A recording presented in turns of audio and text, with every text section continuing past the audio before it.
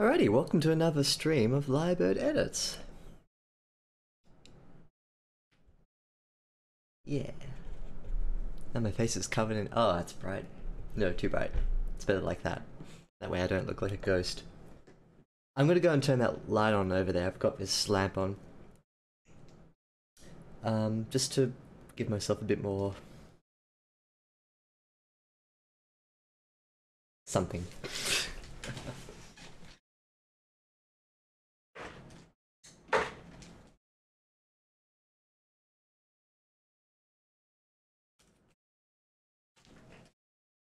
There we go.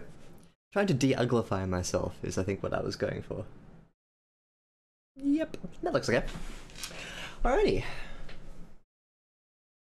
A couple of things. Want to make sure I can hear myself.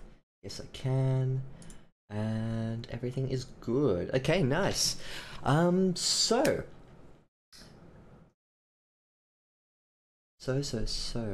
Where to begin tonight?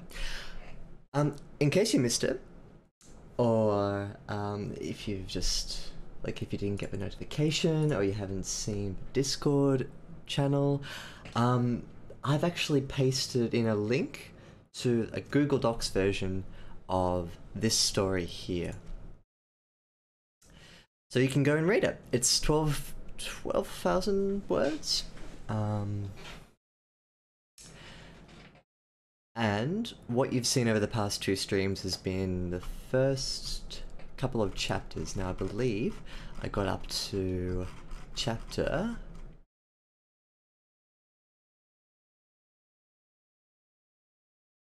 3. I think I got to the end of chapter 3 last time. I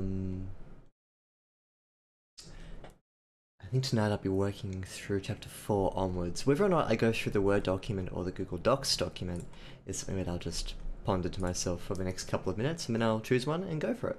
But yes, in your own time, you're more than welcome to go through and have a look at the story as it is right now. For those who have no idea what I'm talking about, I've started a new story, and it's about a week and a half old. And over the last couple of editing sessions here at Lyre Edits, I've just gone through the first couple of chapters. And I think I hadn't finished it by the end of the last stream. So I think I streamed stream number 2 of the edit, finished off this story, and in this edit, this is the first time it's its own complete thing. But that doesn't strictly matter because not a lot's changed in the first part. It's just like this little tail end here that I finished off. And one of the really nice things about being able to share it all on Google Docs is that you can go through and see just some of the comments I made about where I think the story is and what kind of improvements it needs. I might even bring those up onto the stream page here. So this is the Google Docs version, which is exactly the same as my Microsoft Word version. I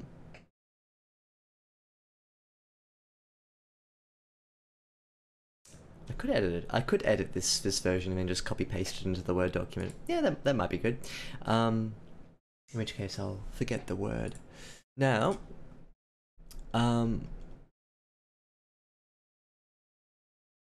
some general comments that I made to myself, which I'd like you guys to see as well. When you come to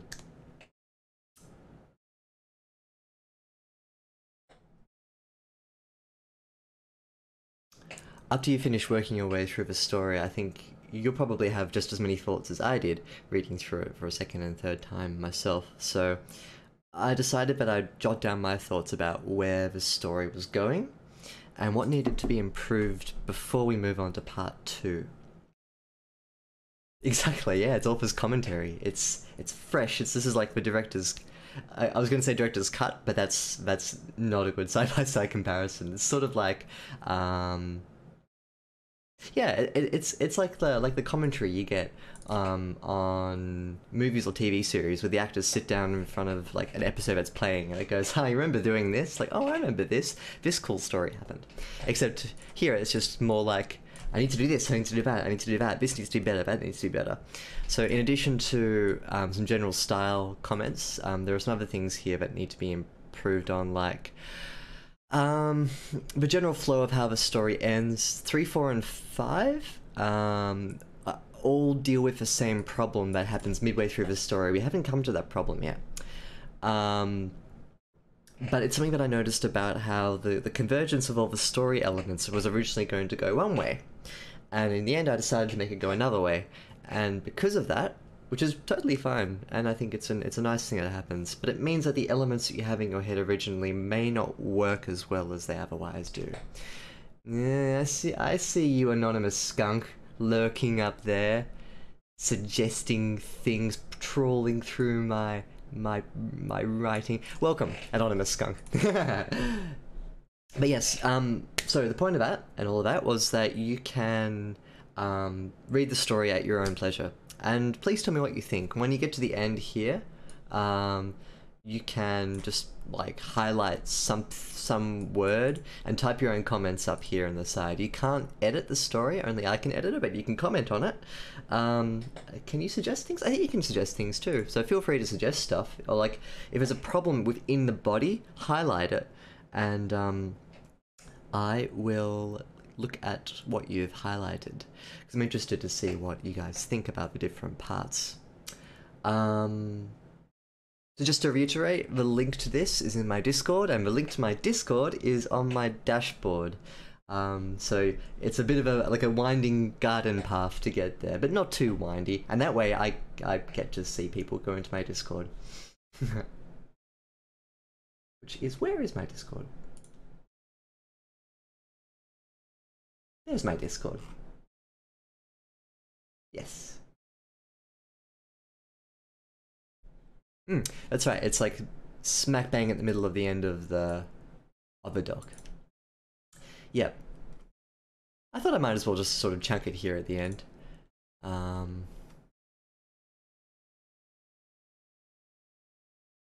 Is it just me, or does Google Docs seem a bit sluggish tonight? Look at that. I mean, I know that I'm broadcasting in not great quality and at like 30 frames a second, but to me it sort of feels like it's a bit honey, whereas like my Microsoft Word's really nice. I don't know. It could just be the size of the document. Anyway, whatever the case, it's a bit sluggish. So, we're going to edit more tonight. Now, I think the first thing I want to do is actually talk about the opener again. And I want to talk about the opener because in my Word document, I've decided what I'm going to do tonight is I'm going to be editing my Word doc version. Because if I start to edit this, the comments at the end won't make sense anymore.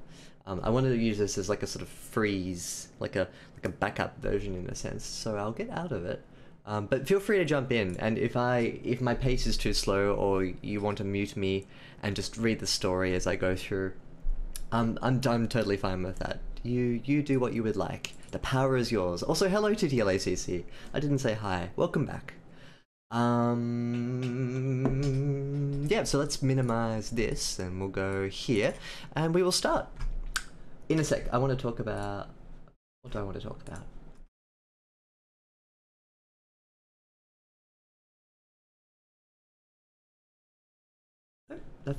That's it. Any housekeeping matters? No. Anything fun happened to me? No. Alright, I live a very exciting life, as you can tell. The most exciting thing for me right now is that I'm not dropping any frames. It's a good stream when I drop no frames, and that's been happening recently. Like the last couple of streams have been very smooth. So hopefully that smoothness will continue. Very smooth. Okay. The first thing I want to deal with tonight is the opener. Now, the comment that I made to myself as part of the Google Docs snapshot that you can see up here for yourself is this. It's number 1. Too much of the exterior world and not enough heart. It's been a long while since I've tried to write a story like this, where the action flows from one event to the next. Usually, a lot of my stories have quite slow sequences, relative to what I've been writing here. A lot less happens in a lot in a bigger stretch of time, or the same thing happens in a bigger stretch of time. What that means is that my scenes are often in this context, but left feeling as though we don't really get much of a sense of Sai's internal drive or motive, and it's because I lack a few key points where I would usually dive down into Sai's thinking or Sai's understanding of the events that have just happened. And I usually use the narrator to help me out there. But in this story, I haven't been doing that too much. And I miss it. I miss not being able to sort of empathize with Sai. This can be fixed by matching the exterior to the interior. So this is one thing that I wanted to try tonight. And the opening scene is definitely the place to do this. This is, I can demonstrate this probably from this example. When Sai watches the sky break apart, which is the very first thing that happens in the story, that same feeling should be happening in her heart. The outside should match the inside. That's a really clever way to project your character's emotions into the world. Now, that can also be a bit too cliche. Case in point is, it was a dark and stormy night, the storm raged outside and everything was stormy, and inside, oh, you bet it was stormy because this was happening. Like, the storm thing is a bit overdone, but you know, whatever, it's a good device. And you can use it in lots of other different and more creative ways to have nature reflect what's going on inside your characters' hearts and minds is a very sort of, it's tried and true. You know, you can't really go wrong with it. Oh, nice. You're gonna read it all tomorrow. Excellent. Good. And then you can tell me what you think. Yeah, so part one is finished for now. We'll take a little bit more tonight, but I wanted to just deal with this first. Yeah, so in another edit, I'll go through and add this feeling layer to the story. This is only one way in which you can add this feeling layer, by having external scene things, the scenery corresponding to what's going on in the character's heart. That's just one way you can do it, and there are lots of other ways. You can take big stretches of time just to deal with Sai's internal state, dealing with memories, comparisons. You can do it lots of different ways, but this is the one way that I want to focus on tonight.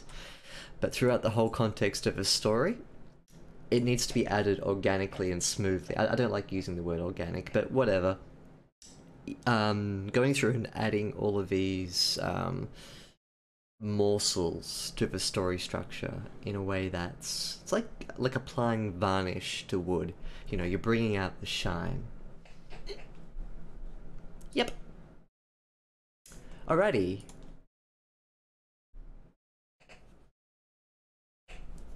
So, what's going on in this very first scene? Sai is... Excuse me. that wasn't a magic trick. This is the covering to my my headphones. So it's annoying me. It's pressing against the side of my head. There we go. Where did it go? Oh, Lyre magic tricks. Okay, so this scene here is supposed to be reflective of how Sai is feeling about not doing anything. Like, Sai has just kind of given up and is waiting for passage across the sea, or just to not exist anymore, for whatever lies at the other end of the sea to sort of vaporize her a bit. And originally, I didn't even have this psychedelic mess at the start of my story. All I had was the bird coming along from the side and just landing on the rails of the boat and saying, "Give me your flesh." And then when I started writing it, I was like, oh, this could be fun if I just make the sky bleed apart, and it was fun. But what it does is it clouds the... What am I searching for? There we go. It's cloudy. It's thick, and I want to make this better. Before I jump into this, I'll say that one more thing. I made this comment here at the end. The story's about a 4 out of 10 for what I'd like. So this is why editing, redrafting, rewriting, more editing, more rewriting, and more editing, it's why it's so important, are also important. Sometimes the writing comes out as a 6 or 7 in the first go, and sometimes it's lower. But every time an edit is essential, and I put "it is known" at the end. It's very rare that you ever write something that is spot on perfect the first time you do it. I've written stories in very short spaces of time because it was so fluid, and that comes out at like a 6 or a 7 at the start, and it feels like it's a 9. Like, you push the writing out, mwah, bellissimo, it's very nice, and then you edit it and you realize it needs work. That's this end of the spectrum. Now, this story is at the other end of the spectrum for me, where I'm actually not very happy with it. I like it, and it was fun to write, but I realized very quickly that there are problems with it. So let's get to work and fix those problems. There's no sense moping about it. We gotta edit our way into glory. Editing is kind of like the writer digs himself down into a hole, and you know how there's that expression, dig up, to try and get away. Editing is like handing yourself a rope, one of those Pokemon ropes, the escape ropes, where it allows you to go back to the start and to dig in a different direction. Or not even dig at all if you want to make something instead. I don't know, the choice is yours. You're the engineer in this metaphor. You can build what you like. So without further ado, let's get to this opener. I'll read it out first and I'll tell you what needs to change. Lying in the safe arms of a lifeboat adrift upon a lime sea, Sai watched the chaos take place. The sky parted to reveal the mess, a universal slit that leaked every colour. It hurt to look at this unreality. It hurt to see the world torn apart and showing off her entrails like a corpse proud of a new dress. Through the wound, the teeth of psychedelia churned away to a clock's tempo, shapes moving, creating, pushing against each other. A dream made of LSD, and from this vaginal tear, down like a feather from heaven, the bird descended, just the lone creature today. Sai wondered why. Usually they came as a migratory bulb of darkness to spread over the green water world. Why only the single visitor today? Is it the same creature? Without moving from her corner of a lifeboat, Sai traced the fall of his black snowflake across the candy-coloured sky. It grew and grew and grew until the bird took proper shape. Barren bones, no colour. Its wings spread out now and circling down low, drawing near. It landed on the rail of Sai's boat, sinking bony fingers into the paperwood. Sai didn't move, couldn't move. He fixed her eyes to the skeleton creature and waited for her to ask. Waited for it to ask her, again, give us your flesh. Alrighty. Just take out that comma, put a semicolon there. That's an interesting one, isn't it? Petite copine, welcome to the stream. I believe you are new. So yeah, welcome to Lyre Edits. I usually edit other people's work, but for the past little while, I've been going through a story that I wrote about a week and a half ago, and we've just been doing some editing of that.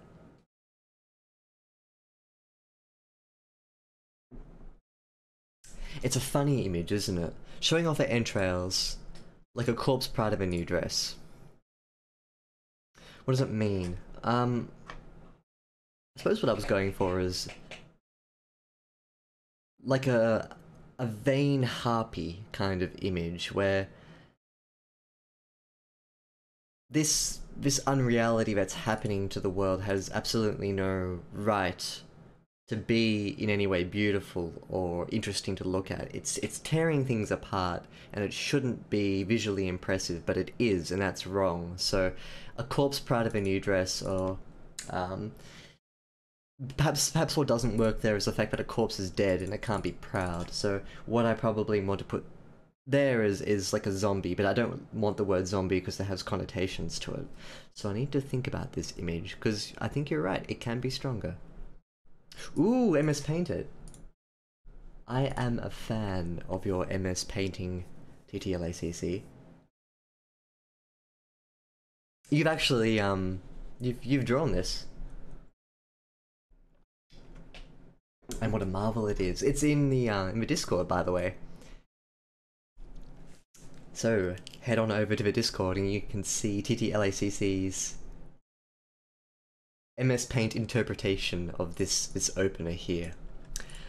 I'm gonna fix the corpse in a new dress. I think we can make that stronger. That's a good suggestion, Petit Copine.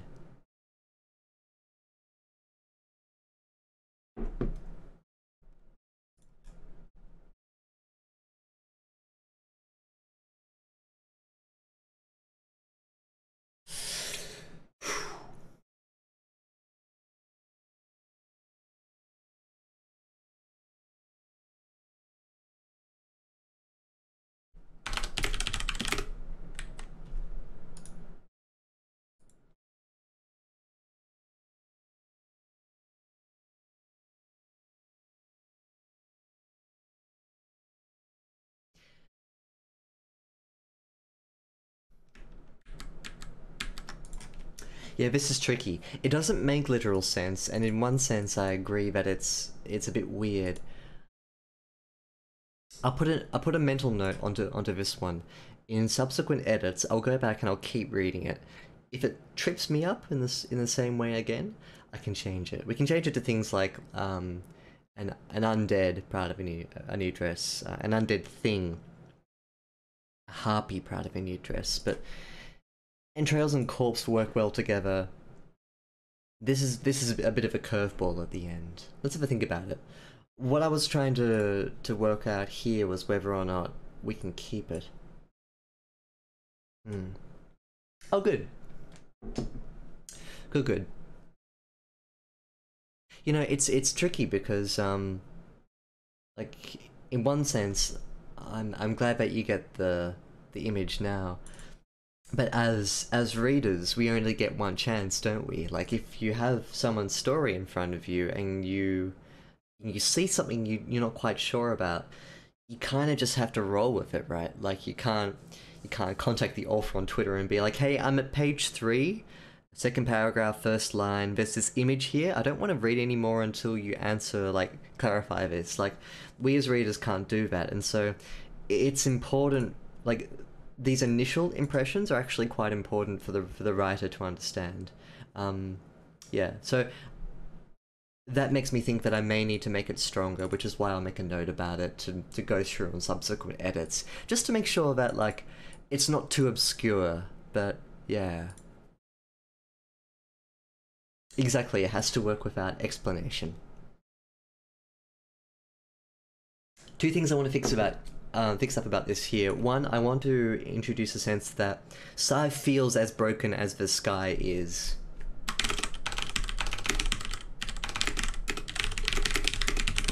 Right, now I could state it like that. I'm gonna leave that there because this is the impression. I could just say it out loud like that, but I think there's a way you can demonstrate this, and I'll show you how. Lying in the safe arms of a lifeboat adrift upon a lime sea, Sai watched the chaos take place. I've also decided to keep the tear. Maybe not the other birds.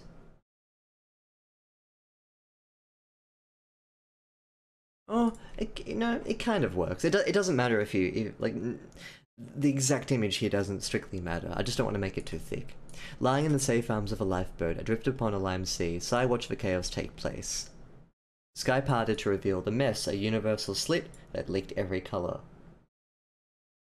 It hurt to look at this unreality, it hurt to see the world torn apart, and showing off her entrails like a corpse proud of a new dress. Through the wound, the teeth of psychedelia churned away to a clock's tempo, shapes moving, creating, pushing against each other, a dream made of LSD.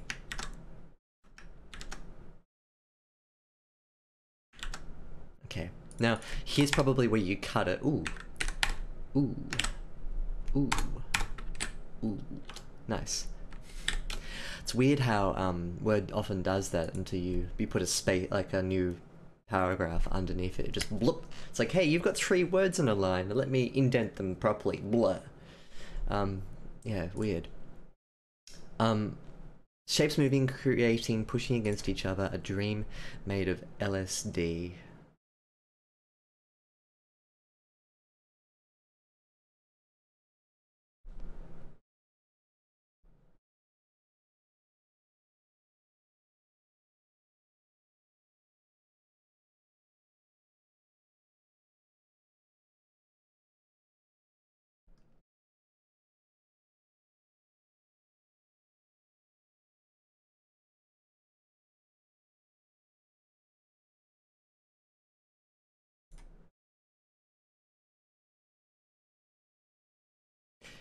Trouble is, inserting size feeling into this paragraph here destroys the flow of everything. Here's what I had before.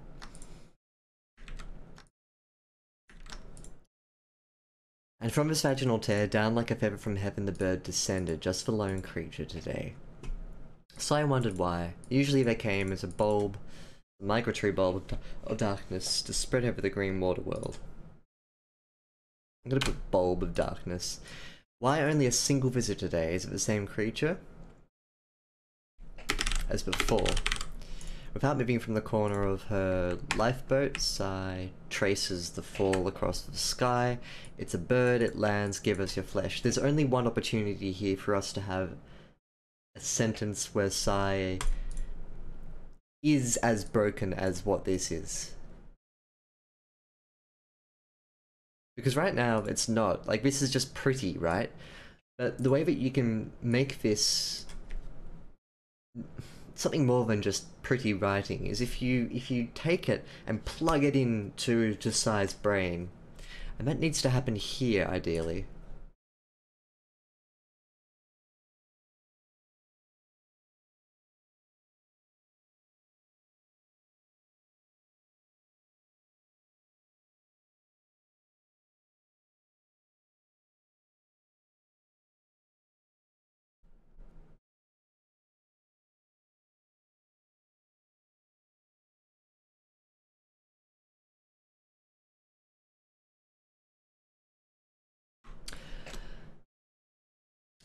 But I don't think there's a suitable place to insert any sort of plug.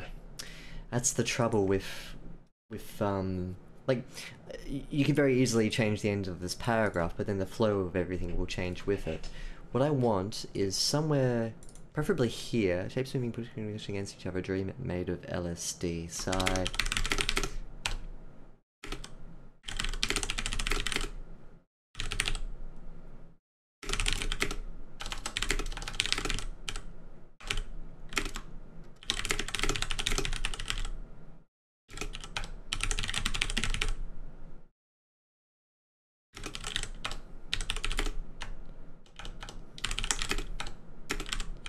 So something like that, for instance, is what I'm going for.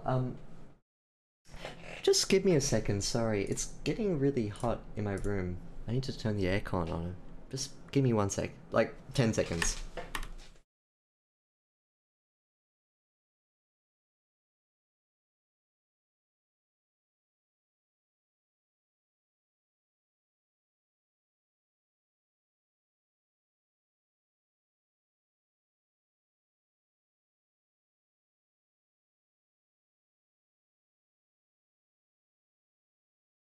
Oh, I think it was longer than 10 seconds. Oh well.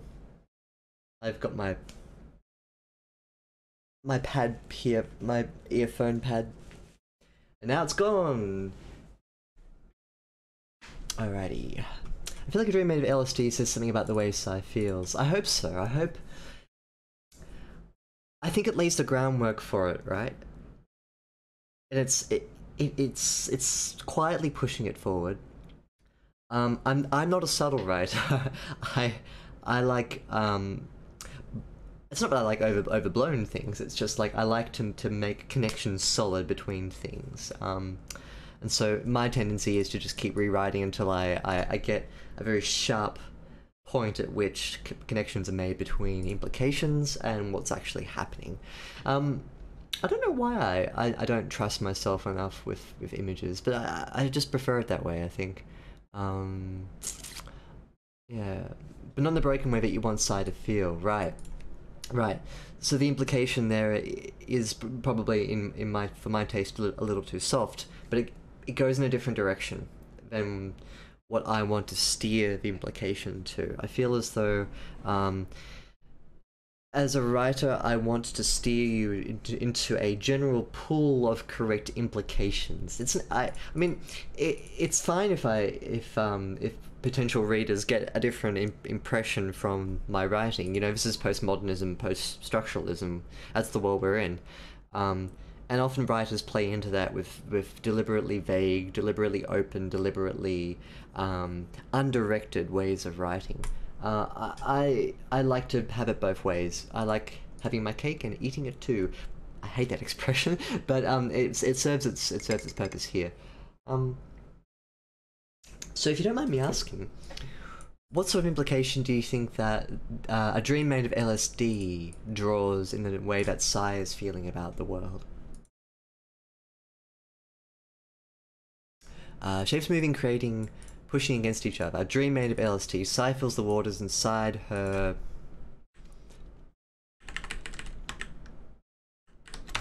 Feels her blood churn, for instance, with the sky. They're both broken fundamentally, beyond repair. Okay, so I want to link this back up with the bird arriving.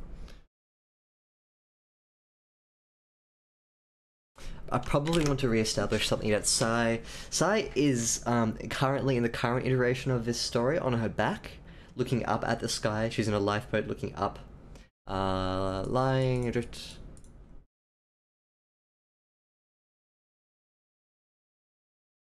So she's currently lying. That can be flat or propped up, and there's no implication for which one's which. She it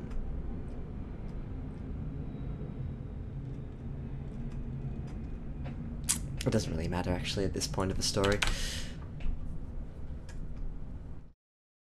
This is an ly adjective. They're both broken fundamentally beyond repair. Because it's singled out in its own phrase, it serves as its own image. I think it doesn't have that same sort of draggy adverb adjective rule that people like to talk about.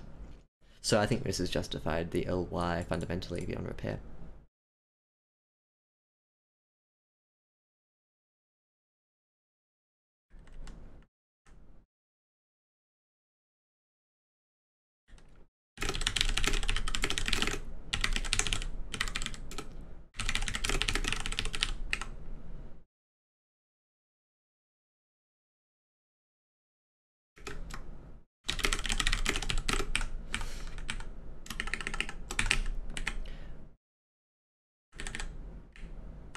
Here.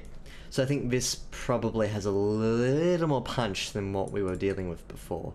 Just a little bit, and all I did was add about 2 very short, very blunt sentences. This is new. It's, what, 23 words spread over 2 sentences. Psy feels her blood churn with the sky. They are both broken fundamentally, beyond repair, nothing more than a meaningless display of colour. I'm gonna get rid of meaningless and put in nothing more than a, turgid. She watches on from this because the literal meaning of turgid is kind of neither here nor there for me. It's an ugly word, and I want this to be an ugly sentence. So she watches on from this vaginal tear, down like a feather from heaven. The bird descended. I'm gonna put and back in there. This will probably I don't know if that's right. Probably isn't. Yeah, that's okay. So I wondered why. I like starting sentences with conjunctions. My year 3 English teacher is probably screaming at me. I was going to say from beyond the grave, but she's still alive, so from beyond the suburbs. But you know, I'm a big boy. I can start my sentences how I want.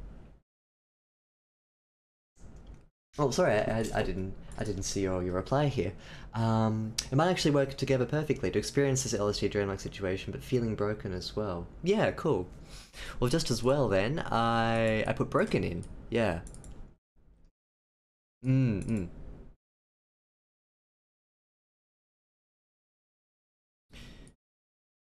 So I wondered why. Usually they came as a bulb of darkness to spread over the green water world.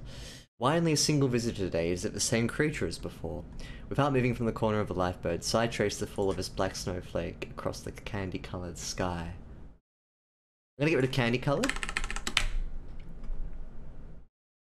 And put heavens. Candy-coloured sky and heavens, okay, why did I change that? Sometimes if you have,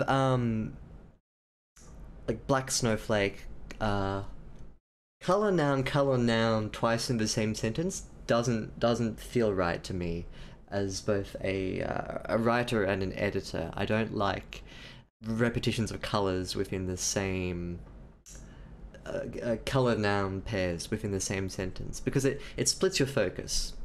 Sai traced the fall of this black snowflake across the heavens.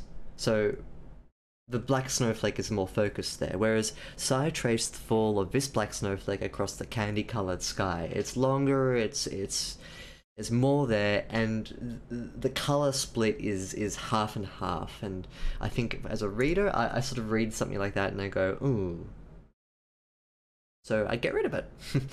It grew and grew and grew until the bird took proper shape. Barren bones, no color. Its wings spread out now and circling down low, drawing near. It landed on the rail of Sai's boat, sinking bony fingers into the paperwood. Sai didn't move, couldn't move. She fixed her eyes to the skeleton creature and waited for it to ask her again, "Give us your flesh." Oh, cool, thank you. Glad you liked Heavens. Because, it's nice to sort of refer to the sky with a little spice. And it's also just so that you don't want to keep referring to the object with the same word over and over and over again. Unless you're doing it deliberately, but I wasn't trying to hear, so yeah. Oh, thank you. You're making my ears go red with all the compliments. But I won't show you because they're covered by headphone speakers. Actually, this one isn't. I don't know if it's red because I can't see it. And my computer is over here, this way. So, me as a face is here for me. So I can't see myself if I look this way. Alrighty. Okay, so 15 minutes ago I set out with a very specific goal. I wanted to get rid of the tear in the sky. I wanted to add an emotional layer. I didn't get rid of a tear in the sky. I kept it because I still like it when I read it.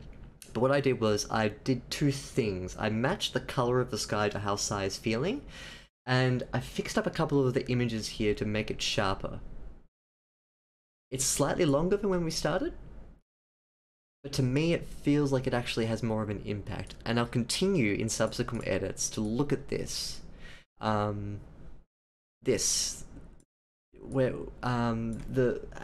How the flow works in this paragraph between going from Sai to the sky to the Sai to Sai sky Sai bird. That's the ping pong here. Now the ultimatum stirred something unruly within Sai's heart. With a voice of gravel, the bird continued, "Slow, you have no more use for a human body. Why let it go to waste?" "I could use extra covering, don't you think?" Sai whispered back. "Go away." The word scraped past his throat. Her voice is so destroyed and fragile and cute that he as well might be a she. Sai is, sort of narrowed down what Sai is. Sai's no longer really human, but Sai's sort of had, his sex erased just by the nature of this world. Now,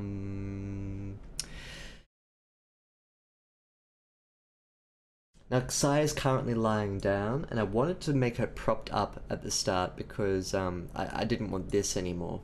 Her body relents, so pretty much all this is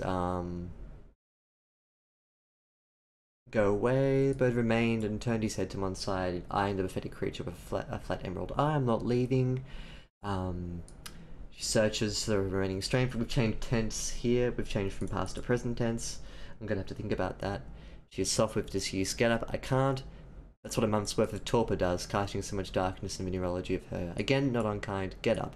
Her body relents and flops over. Hands find the slippery floor. Warm blood and needles thread through her system. As she props herself upright, back against the side of the boat, legs splayed out before her, bird centered in her vision. Every breath escapes her system, but even breathing feels like a chore. Her head swims and sways. What do you see? Good. Okay, I think a hybrid of a human and an unknown species. That's getting a bit sci-fi, isn't it?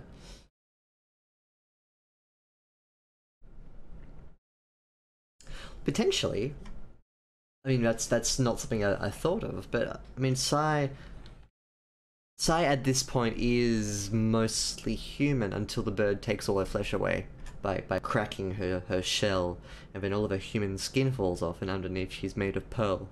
Or mother of pearl. You guys know what mother of pearl is, right? Like, it's not this weird unknown thing.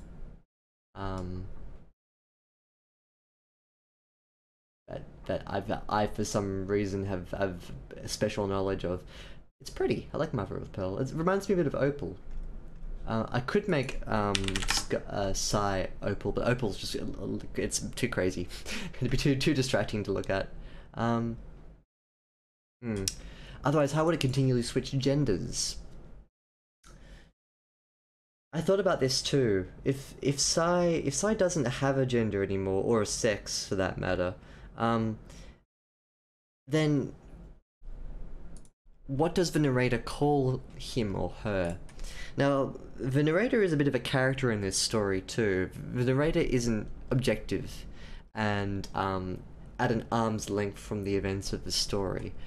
The narrator eventually will start berating Sai and almost like commenting on what's going on within the story. Not in a way that's snarky or anything or lazily metafictive, but the way that the narrator will then vocalize certain things makes me feel as though like the narrator doesn't have a grasp of what Sai is, and so you'll eventually just clue into what Sai actually is. But I think if you keep this inconsistency up at the start with the narrator, it should eventually make sense. That's something I'm going to have to also judge the deeper I write into this story. And it may turn out that in 50,000 words into the future that I decide to ditch this and make it a bit more concise and just call Sai a she. A she. Sai spends most of her time as a she from the narrator's perspective anyway. Or it's a dream and I shouldn't be taking this gender switching too seriously? Potentially, yeah. It's... I think just go with it is what I'm trying to give the impression of. And maybe it will be. Because there is a couple of things too that may provide you with a bit of an answer to that.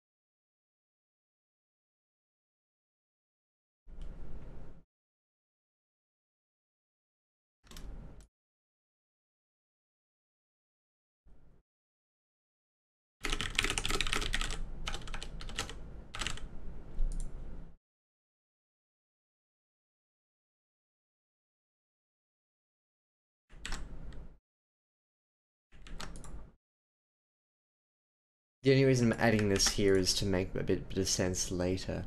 She watches them flat on her back.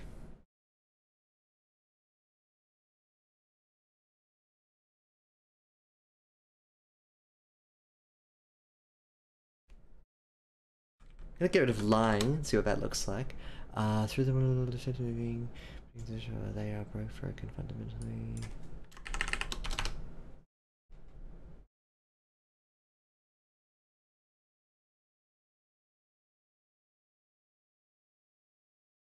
I was going to put flat on her back here, but this sentence needs to be short to link in with the preceding sentence.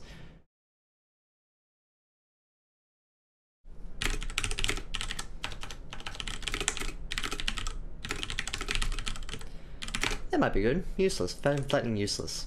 She watches on lying flat on her back, flattening useless. The repetition of flat may not work well, so she watches on...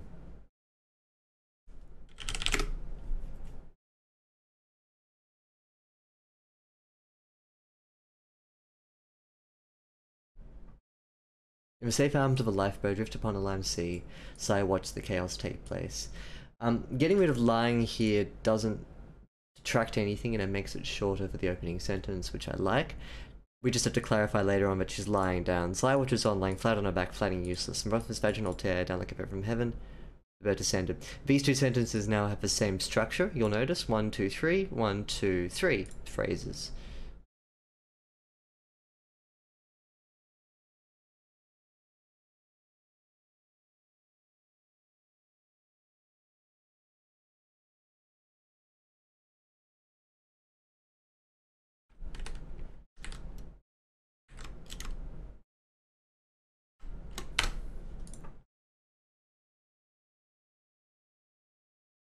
That's fine too, I think. I'll come back to this in a subsequent edit and make sure that it's smooth enough to incorporate everything I want to talk about.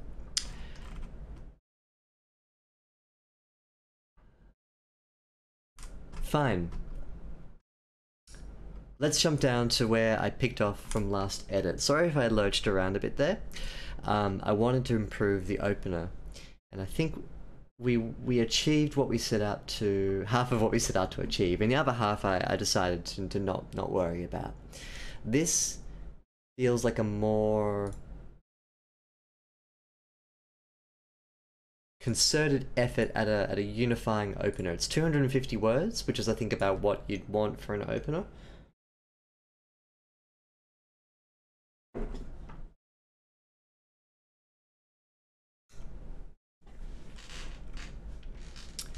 And at the same time, we fixed one of the major problems I had with it, which was the fact that it was pretty for the sake of being pretty, and now it's pretty and it links in with the character.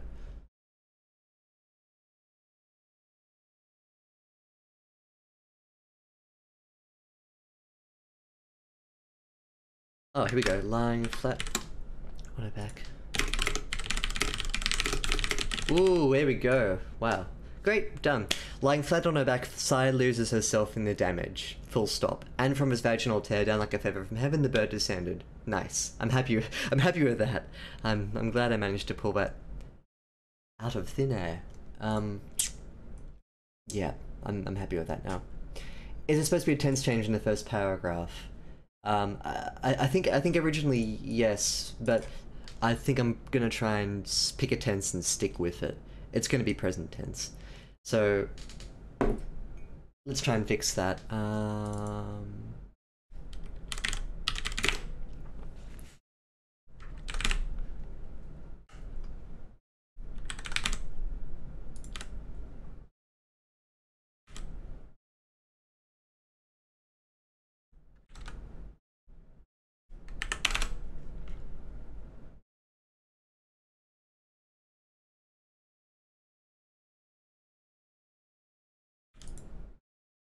Done. Easy. Tense change.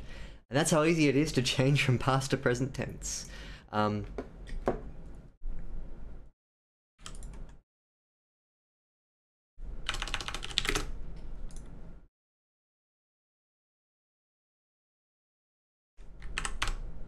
Sai traces the fall of his black snowflake. It grows and grows and grows. Takes. Parameters, its wings spread out now and circling down low, roaring near lands.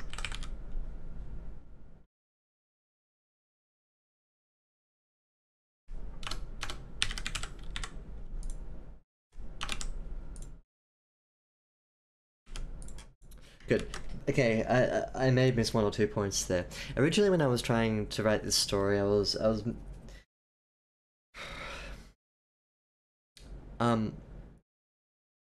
asking myself the question whether it should be past or present tense.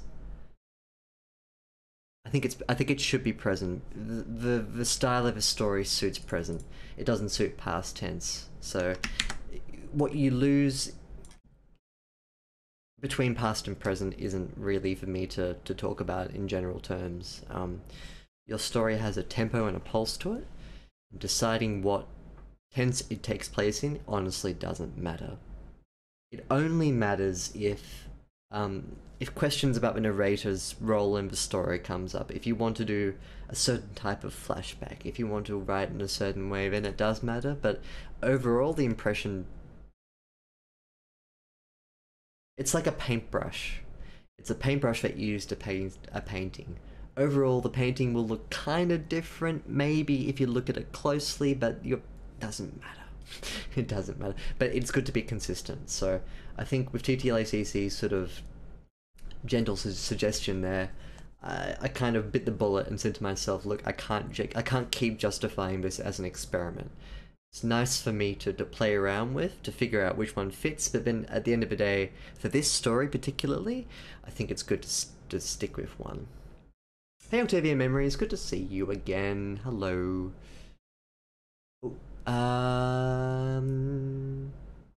Made isn't past tense. Oh, sorry. I thought you were TTLACC. A dream made of LSD. Yes, that's right. Let's check the text. Welcome to the stream. Don't think I've seen you before. Got some new people tonight. Yay, new people. So we're editing my story tonight. This will be the third stream of this story, and I was going back to the start to fix up a few things. We fixed up the tense, we fixed up the way that the scenery and descriptions were interfacing with the characters, and just a couple of other things too. I was actually going to take out a huge chunk of this, but I like it, so I'm going to keep it. Oh yeah, right. It's tomato, potato, potato. 8 in the morning somewhere, 9:57 in the evening somewhere else. What is time? What is a time zone?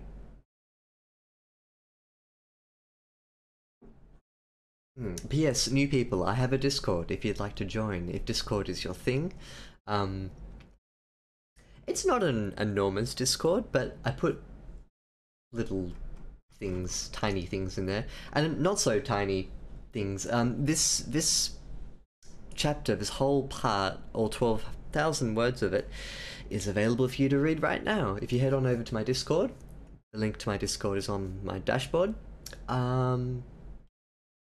You can find a Google Docs link to a version of this story that I put up yesterday night, so it's going to be a little different from what you see here, but that's kind of like a snapshot, a very first preliminary draft snapshot of where this story is. So,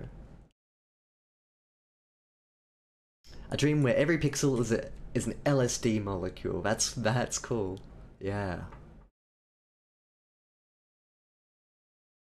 That'd be a good way to describe like a computer monitor breaking down. Every pixel an LSD molecule bleeding light everywhere. Yeah.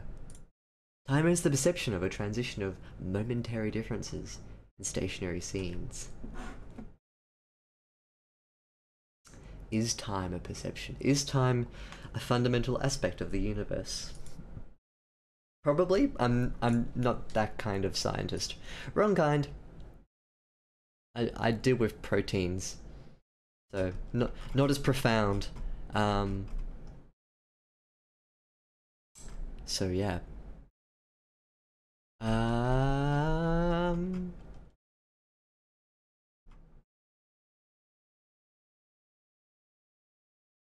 Now, I think we're up to here, end of chapter 3. Remind me, people who have good memories. Last stream, Sai encountered the sword on the beach, didn't she? What I'm going to do now is skip down a couple of chapters into where I left off from last time. I don't want to go through all of this again. I want to sort of push... Oh, strewn, that's a word. I want to push forward a little bit with the story. So you're more than welcome just to read it at your own pace. But as a quick summarization of what's happened, Sai encounters a bird in the lifeboat. The bird makes a trade with Sai. I'll give you a reason for living in this world, but in return I want something from you, Sai, which is your flesh. And Sai's like, nah, okay. What have I got to lose? The bird gets a body. Sai loses like an outer layer and is revealed to be this pearlescent creature, like a smooth gemstone. And in return, the bird gifts Sai this purpose, and the purpose is actually off the boat. A boy appears in the waters and he's drowning. So Sai rescues the boy, brings him back into shore, and notices that the boy has a tag around his neck saying, up along the cliffs that line the shoreline, you'll find this boy's parents. So Sai sort of takes it upon herself to return this boy to his parents. Along the beach, they encounter this sword, which is like a... It's this very clear opportunity for Sai to arm herself against what's going to come ahead into the story. So, Sai spots something in the sand ahead, dark, tall like a piece of driftwood, all perfect and straight. It is a tall piece of architecture, purpose-planted, leaning like a famous tower, just so. As they approach, Sai can feel a special quality. Oh, sorry, someone's popped into my Discord.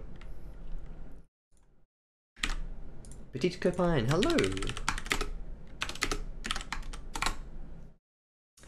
Cool. I heard the little Discord noise before, and I just filtered it out of my head. So Sai encounters this sword, and it has this presence behind it. Across a hilt, a sword that gleams like a solarized sky with special stars all woven through the glassy body.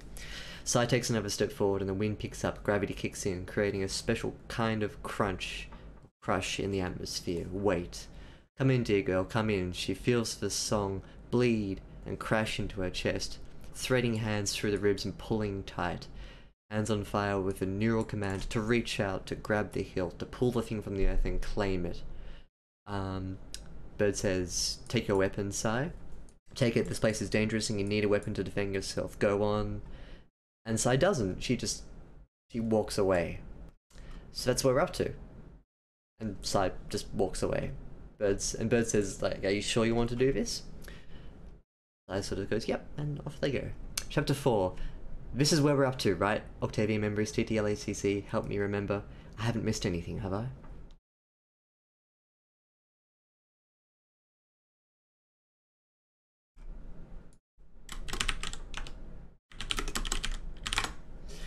And while we answer that question, I'm pretty sure we finished up here. Because I remember talking about, I didn't forget about the entire plot, no. No. It's just, I forgot where I stopped editing at the end of last stream. You know what I should do? I should just go and look at the video. Like a normal human being. Like what a normal person would do in this situation. Hey. Where are my videos?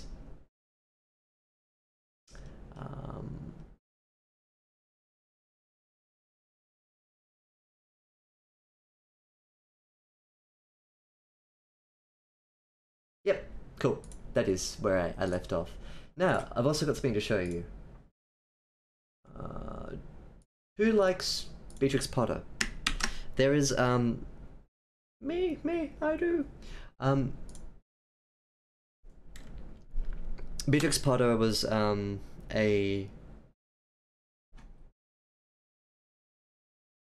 In addition to being a children's author, she was also a fauna and flora illustrator who made actually quite a lot of really nice depictions and useful sketches, scientifically speaking, of a lot of wildlife. So she had an interesting scientific contribution, but Beatrix Potter is of course remembered for her beloved children's series Peter Rabbit, which has very recently been butchered in a new rehash movie, which looks awful. Awful, so bad. Why are we rebooting all these old things? We don't need reboots. But anyway, you might remember Jeremy Fisher from Beatrix Potter's old stories. I posted a link in Discord. And $, yeah, that's the sad truth. I wouldn't mind like the constant nostalgia rehash if the rehashes were good, but they're not. Like, they don't need to exist, and the very essence of existence doesn't. I don't know. It's just, yeah, that's sad.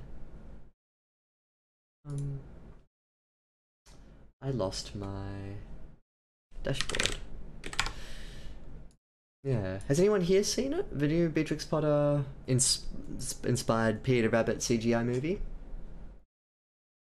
Hey, Cuddly Clementine. Hello! Good to see you. Thank you for joining us tonight. This is Jeremy Fisher. For those who don't remember, who was one of the main characters in Beatrix Potter's stories. The reason I'm showing you this is because I make a name drop reference here, which is the white boy equivalent of doing like the hype man thing in a rap song. Did that come out right? I don't know. On that note, if you'd like to hear me rap, I've got a whole SoundCloud full of me rapping. I don't. No. Let's start chapter 4. This is where we got up to last time, and I'll push on from the edit here. What is this frog doing by the ocean side with a fishing pole grasped between his legs, Jeremy Fisher-like, human-sized, grey jacket like a monk's robe, all wet with the sea wind? Wow, that's a sentence. It's long, but I think it's okay. I genuinely got excited there. No, absolutely not. I'm not. All three of you. Unbelievable. No way. I'd be the worst rapper. Like, no. No, don't put ideas in my head. Don't put ideas in my head.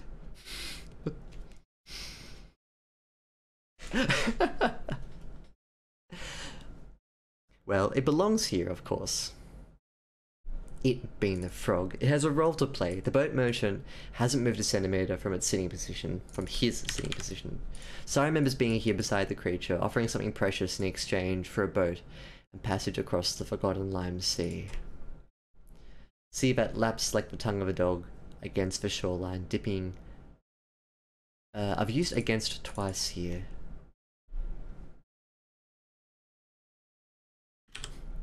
At the shoreline, dipping against the toes of the frog.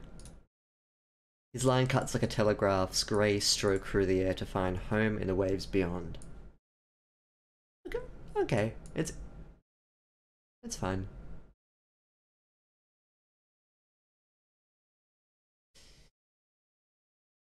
Now, I'm changing this. Sai doesn't offer her memory to the frog. Sai is going to instead have the memory ripped from her.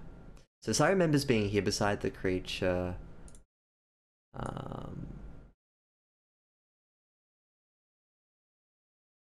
Losing something precious in exchange for a boat and passage across the forgotten Lyme Sea.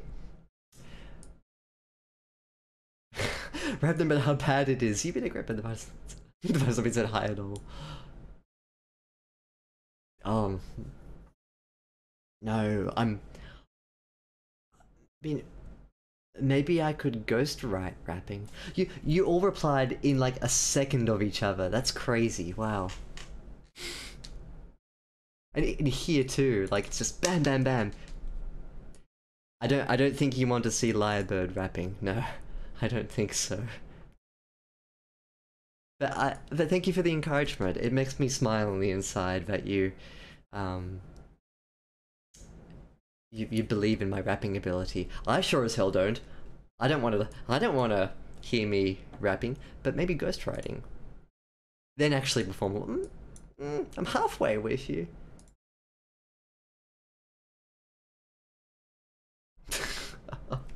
Oh, Australian rap. Oh gosh. No, Australian rap is dreadful. Some of it's pretty good. But a lot of it isn't.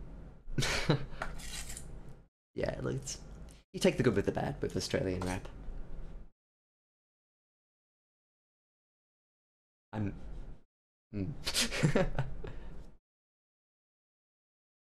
The Lyre rap, Lyre rap edits. We're gonna focus on the editing now, okay? We're gonna put this pipe dream of my rap career. We're gonna set it out to sea. We're gonna cast it away. Sriram is the name of the boy that Sai rescues. Apologies for the new viewers tonight. But yes, you'll be able to reacquaint yourself with the story just by going into Discord, clicking on the link, which I will pin.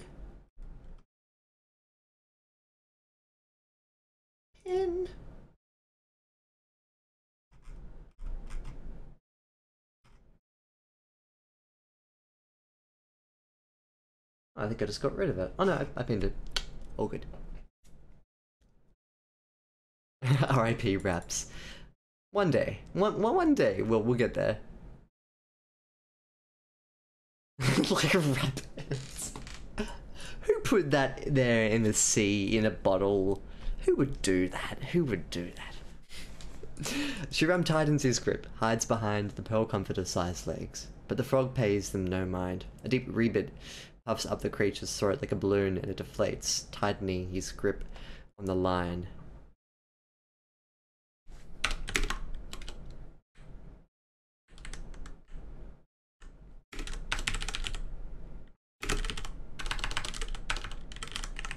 Ooh. Ah.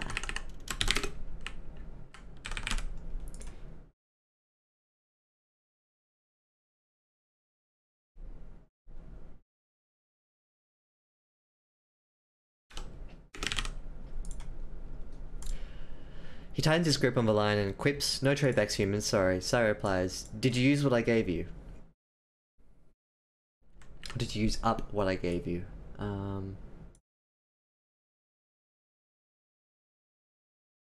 Is it all gone, is what I'm trying to say, or make Sai say. Have you used up what I gave you?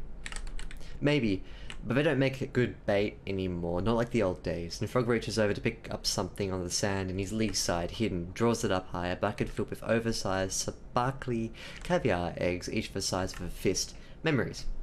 He sits the bait bucket back down and continues, "Would you like to try and take back what is rightfully yours?" "No, the trade was fair. I don't even remember what I gave you. That's the beauty of the trade, isn't it?"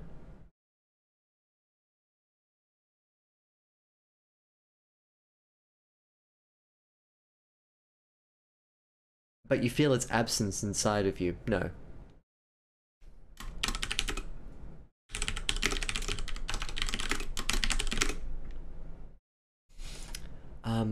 It wasn't exactly a trade, that's the thing. Would you like to try and trade back what's rightfully yours? No. Trade was fair.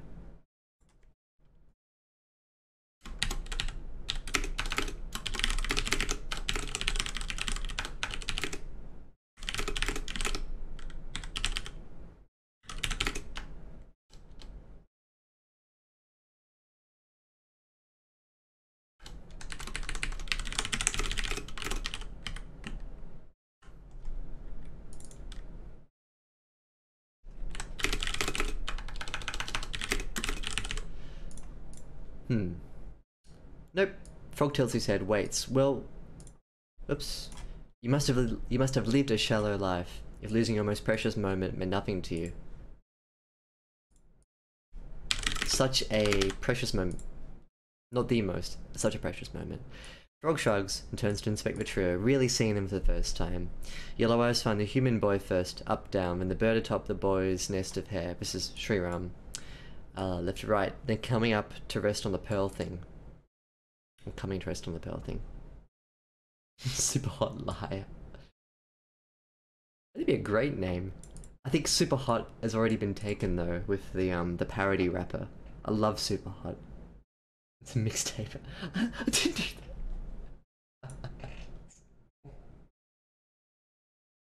that. Oh my god.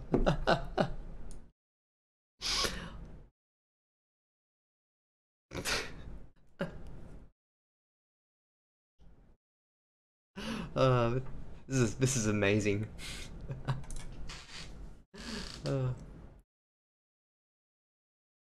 Order tuna and ship it off to Hollywood. I wonder if we can get Lil Wayne to guest star. Yeah. Let's make this happen. Let's do it. Saif shifts her weight onto one leg and waits for the creature to finish ogling her, expecting some sort of quip, and receiving only this. Now, I've used quip twice here recently. It's too recent. Jab. And receiving only this. "Where is your weapon, girl? This is the part where you're supposed to fight me for your precious memory." Sai doesn't reply. Frog narrows his eyes and slams his fishing line deep into the sand. Stands, pointing a sticky green yellow finger pod In her direction.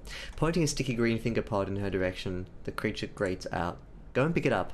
What are you, stupid? If this isn't how it's supposed to work. Bird coos in agreement. Bird was pretty adamant that Sai should have picked up the sword. The pearl thing nods her head a little, says, why don't you go pick it up? Or why don't you go pick it up?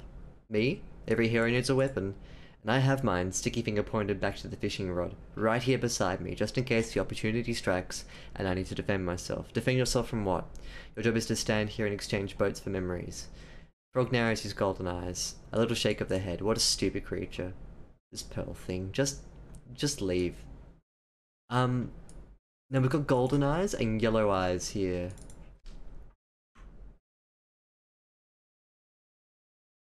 Wide.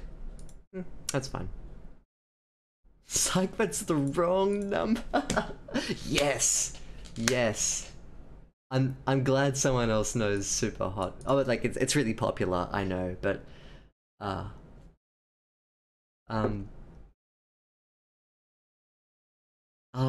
what's my favorite Super Hot moment? The one where he raps Soldier Boy is pretty funny. I like when Super Hot raps the other guy, but who's only speaking through his lawyer, so he sort of passes little notes to his lawyer, who then has to read out a statement, and that's the rap battle. Oh man, I love Super Hot.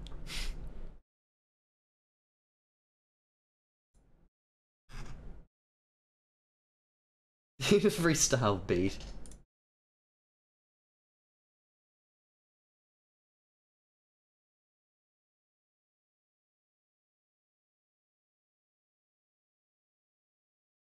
I'm listening to it.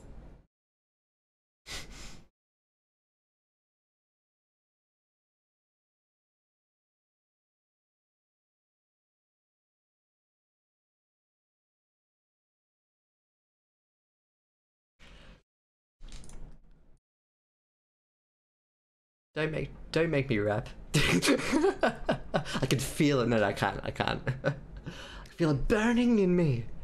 It wants to come out. It's not gonna come out.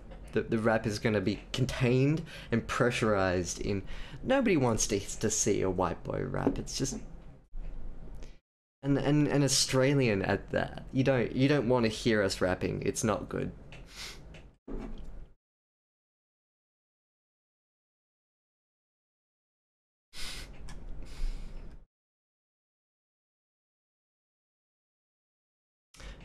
The frog asks Sai to leave. Am I the first to come here without a weapon? Of course you're the first. Bloody hell. No one has ever been this thick-headed to... No, I mean, coming back from the Green Sea. Frog gestures. If you came back, it meant you never really left. What I said before to you was correct. No take backs. See? Sai follows the pointer finger of the boat keeper, turns, sees the wooden boat listing in the shoreline right beside them, as if it's been there all along. To her annoyance, so they've actually walked quite a distance from the boat to the frog. And here, Sai turns around and just, there it is again. To her annoyance, Sai also sees the sword. It's taken it upon itself to relocate halfway between boat and creature. Very convenient. Go on, take me, take... But Sai returns her attention to the frog and says slow, if I really meant it, I wouldn't be here. Nod on from Mr. Frog. You're an opportunistic parasite.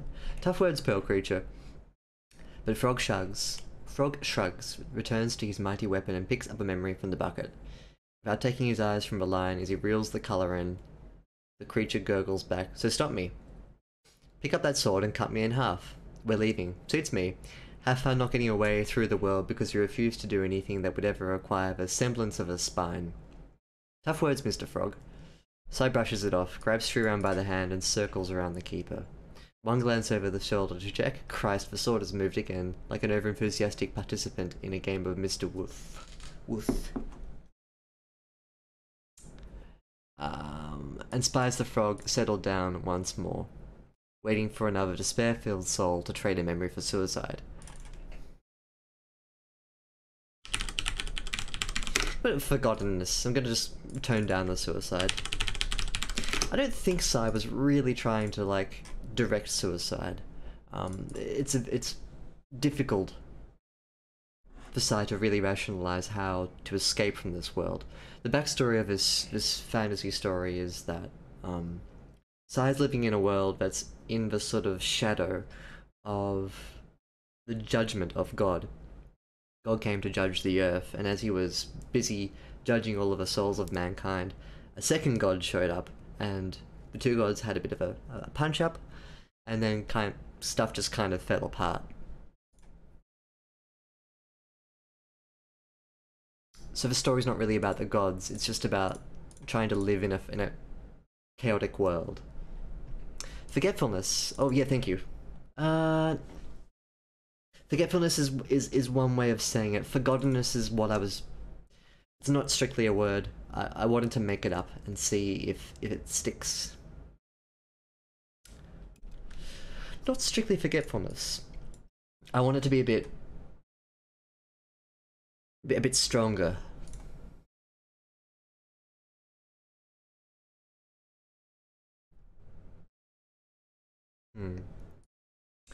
This is a good question. Spud McStud. That's a great name. It's more for the stream, I think. Reading it out loud has a similar effect about reading slowly.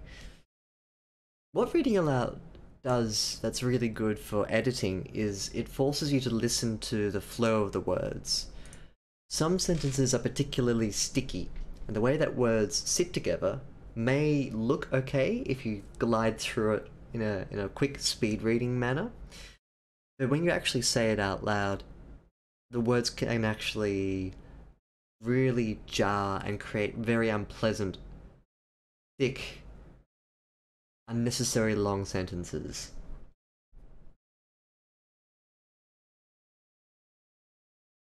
Sometimes reading it out loud also helps you confirm a suspicion you have about the flow. For instance, this is a monster of a sentence. But when you say it out loud, it reads fluidly, and so in a reader's mind, it should be equally as fluid. When I'm editing myself privately, I don't read out loud. I just go through it at my own normal pace. But I do try and keep that inner ear going. I find that's really useful to determine whether or not the word choices are appropriate for the flow of a sentence. Yeah. Oh, do you, Clem? That's cool.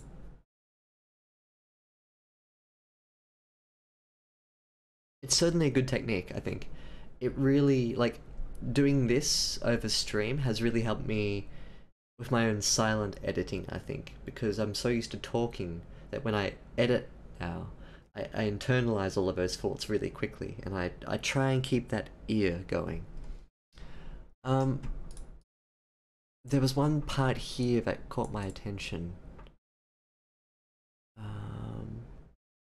Yes. Oh, also welcome to the stream, Spud McStud.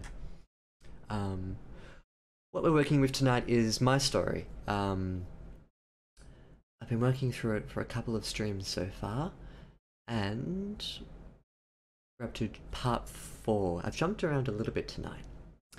I think you came in just as I was talking about the backstory of this fantasy setting. But if you'd like to read this story for yourself, head on over to my Discord, and I've got a link to a Google Docs version of this story pinned up, so you can go and read it for yourself.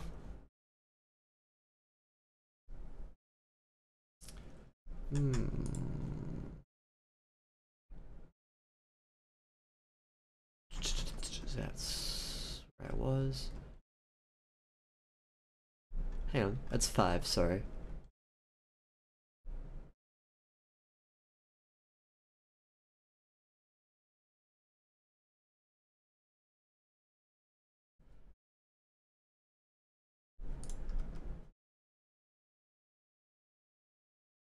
So...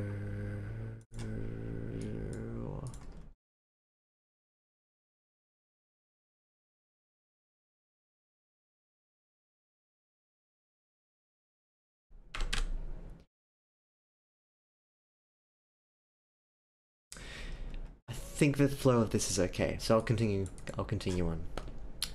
on. Here we go.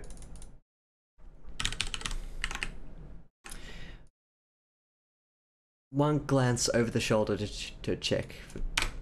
Christ, the sword has moved again, like an over-enthusiastic child on a game of Mr. Wolf. See,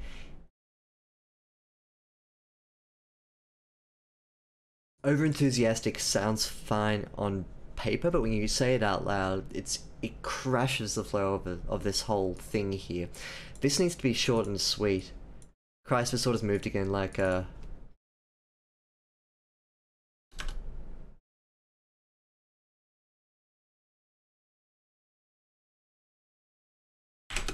Like a child on a game of Mr. Wolf is fine too, and Spy as a Frog settled down once more, waiting for another despair-filled soul to trade a memory for forgottenness. And TTLT suggested forgetfulness, which I think could work just as well, but I want forgottenness because it's a little stronger, maybe. Beside the girl, Shrimaram murmurs quiet. It is a pretty cool sword. Why don't you pick it up? Why? Want to see my misheard anime lyrics? Yes? I'm actually curious. The idea is basically to take a Japanese song and try and transcribe it as if it's in English. Pop it into the Discord. Or even on the chat here, I don't mind. Okay, end of chapter 4. Not too much here to talk about in terms of like line editing.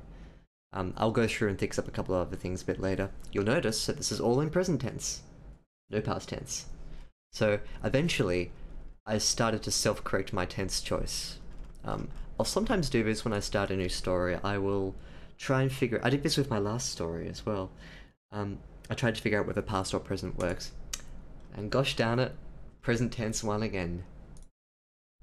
Okay, so beside the girl, Shriyan keeps quiet. Is a pretty cool sword. Why don't you pick it up? Why? 5. Pick up the sword, you moron. Look, we've given you every opportunity to do what's right, what's good.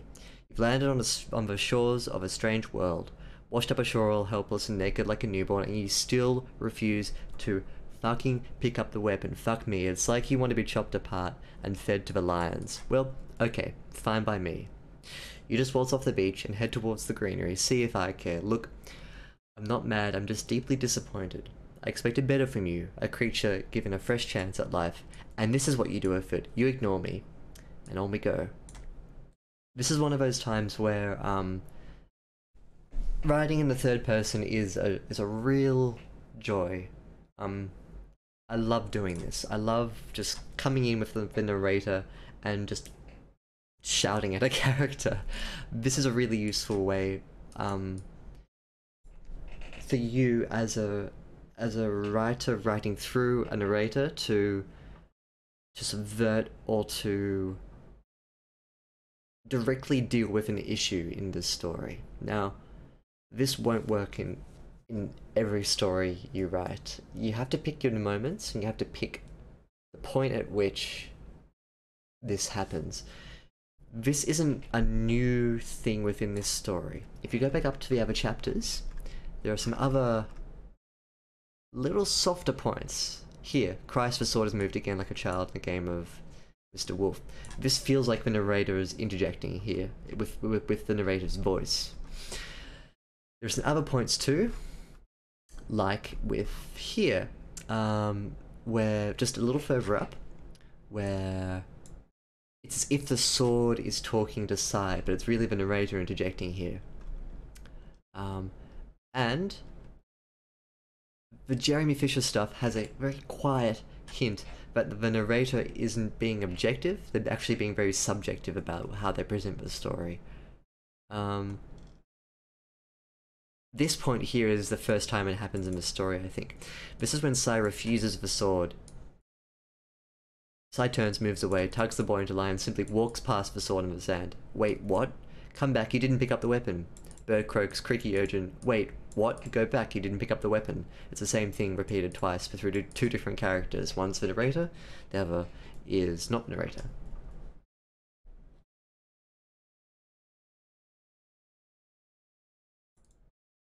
I've never seen sword art online or TV memories.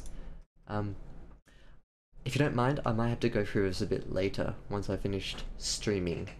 I'll do it in my own time, actually, just so that I can keep my head in the stream. But I've never seen sword art online. People say it's great for the first little slice, and then it's not. It turns. whether or not this works and whether or not it's an effective way to tell a story is something that you have to be patient with as a writer. Now, as an editor, as someone who's written this story and is going through to edit this story, I have no perception of whether or not this works. I think it does. I mean, in my style of writing, I try and do this a little bit, a lot actually. But as an editor, I can't say whether or not, as a hard and fast rule, whether or not this is a good way to do things. That's why you need a different editor to edit your work. There's only, but that's not to say you shouldn't edit your own work. What I mean is that you have to be conscious of the fact that there are things in your own writing that you don't have enough objectivity to truly understand if it's working or not. It's a complete disaster through and through. Tough words. Tough words. But from what I hear, kind of fair. Sci and company crest the top of a nice dune and look back over the expanse of water and sea. The bay folds before them like a horseshoe, a green garden blooming in the space. 2 suns light up the afternoon. Raise your palm and watch your damage disappear. Calm reigns in the cool shade. So this damage, you should know what that is, hopefully.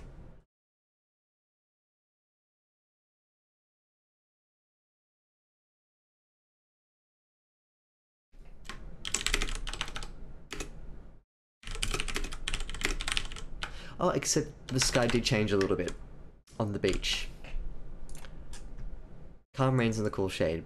But see how the light shines through your hands so, like holding a torch to your thumb. An internal flaric glow. This word doesn't exist. Light and good, sparked from within a milky. Sai drops her hand and says to the child, "We're lucky that we've still got some daylight left. Tonight we can camp on the side of the mountain. The forest won't cause us any trouble." This is an interesting paragraph, because I dip into second person, because the narrator's just finished screaming at Sai, and then the narrator is still can't shake it off. That's the impression I'm going for here. In a strict grammatical sense, this doesn't work. This doesn't exist as a word, flaric. But you know what? Let's make it up. What's a flare? It's a big, bright, orange chemical reaction. What's ick?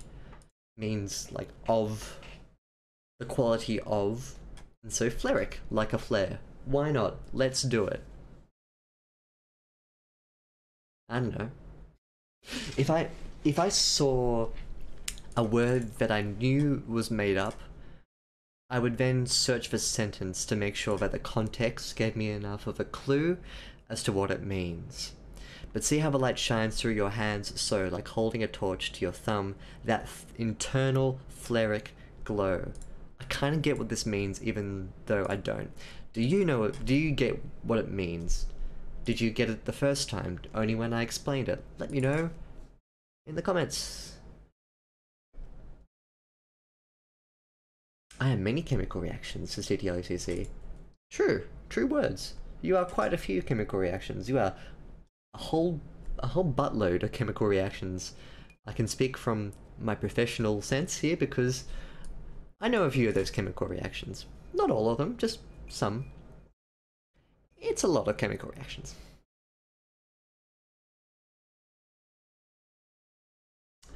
Oh, isn't that heartbreaking?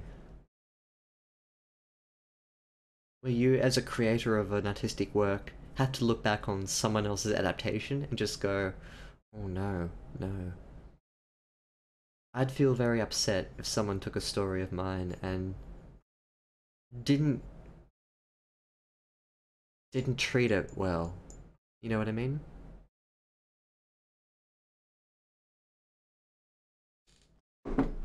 If someone made like the Peter Rabbit CGI movie equivalent of a story I'd written. Ugh.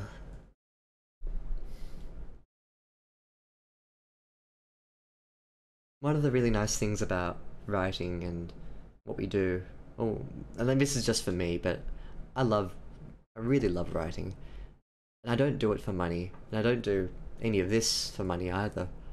Um, I would feel so strange if I sold out. And that's not to say that, you know, you don't want commercial success for what you do as a writer. Like, ideally, you do, right? You write for enjoyment, you write for the art of it, but you'd like, if you got money, sure, great. But there's a difference between being honest in your art and then just selling out. Man, I don't know. You'd feel like your soul was crippled. Hmm. But yeah, again, that's not to say that you can sell your art. But you can't sell your art and not be a hack, you know? You can very easily have that marriage between commodity and art. But just don't do the Peter Rabbit thing with the CGI stuff. Don't do that. It's a masterpiece. Let me check a story. He made it, really? Oh man. Well, that's different. I guess he gave it a red hot try, realized it was crap. Hmm.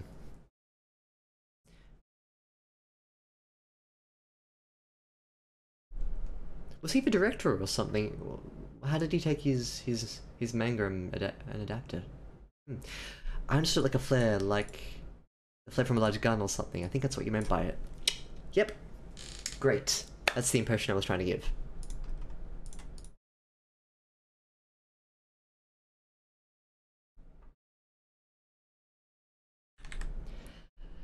The forest won't cause us any trouble. How do you know? A good guess. And she smiles wide. On the boy's shoulder, bird doubles. This is a peaceful part of the world, maybe the only untouchable place. Seems to be a peaceful part of the world, maybe the only untouchable place. Boy looks up to the bird. Or over to the bird. It's on his shoulder. Oh, actually, it's on his head. No, it's on the boy's shoulder.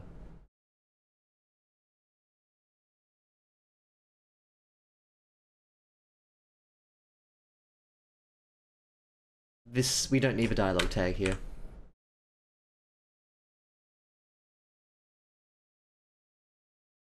Oh, we do because I don't want a dialogue tag here. Boy looks over to the bird and says quiet.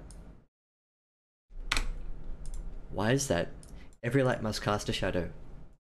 Cryptic words make anything true. Off they sit along the harsh sand. Together they make their way towards the certain curtain? Curtain is what I meant to write. Of reeds and tall green things that threaten to swallow them whole. By the cane entrance, Shriram pipes up. What are we going to do about... What are we doing about food and water? That's fine, I think. Are you thirsty or hungry? Not now, sorry.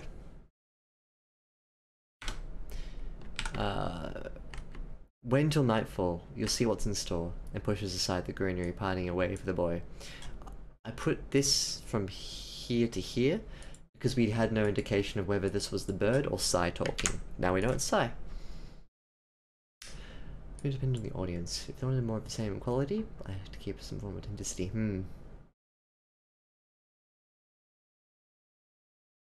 Yeah, it's interesting.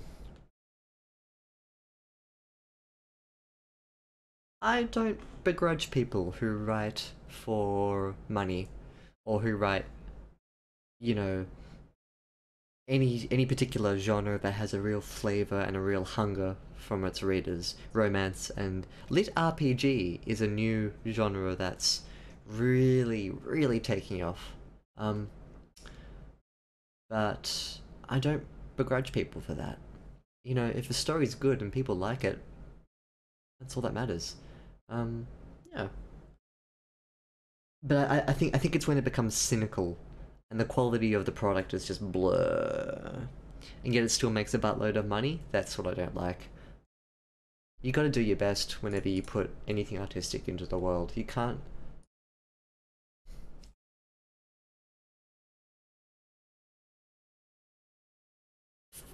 Phoning it in is your choice.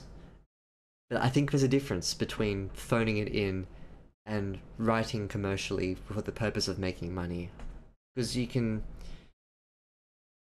One of those things precludes heart. I don't know. Heart. The necessary ingredient for Captain Planet.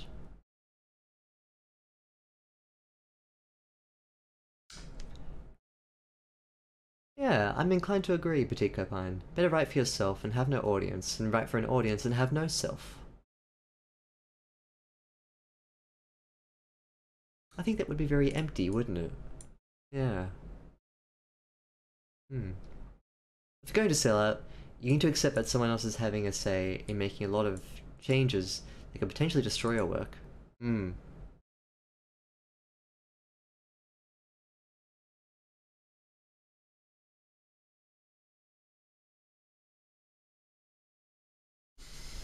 Yeah, I think you're talking about reader responses, Octavia memories, aren't you?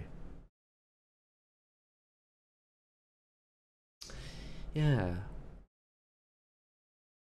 And Petit Copain, I haven't heard this specifically before, but I like the sentiment. Um, if you don't remember where it came from, you can coin it. You can say, "Hey, this is my wise words, and it's yours. You could be the keeper of wisdom."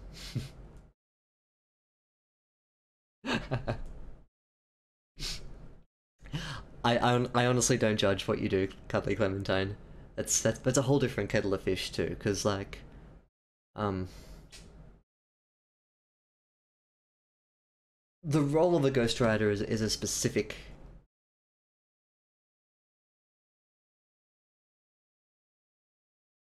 It's a specific task. You know what you're getting into. I think because you're doing it for someone else and through their name, it kind of doesn't matter in that regard. Um, if you did it under your own name, I think that's when you'd sort of think like, oh, I don't know. Like for instance, if you were ghostwriting for someone else and you weren't really feeling the story, but you had to push it out for them, you might not feel comfortable to do it under your own name. That same story. Maybe that's just one example, but yeah. But the more we talk about it, like that line's actually pretty like blurry, isn't it? I think at the end of the day, you got to do what doesn't cripple you emotionally. Good, it's yours. You've owned it, Petit Copine. It's yours.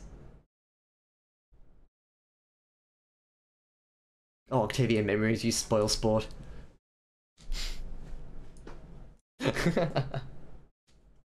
No, actually, that's really impressive that you managed to find the original.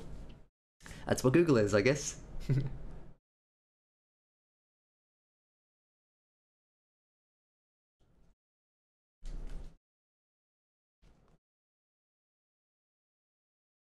um,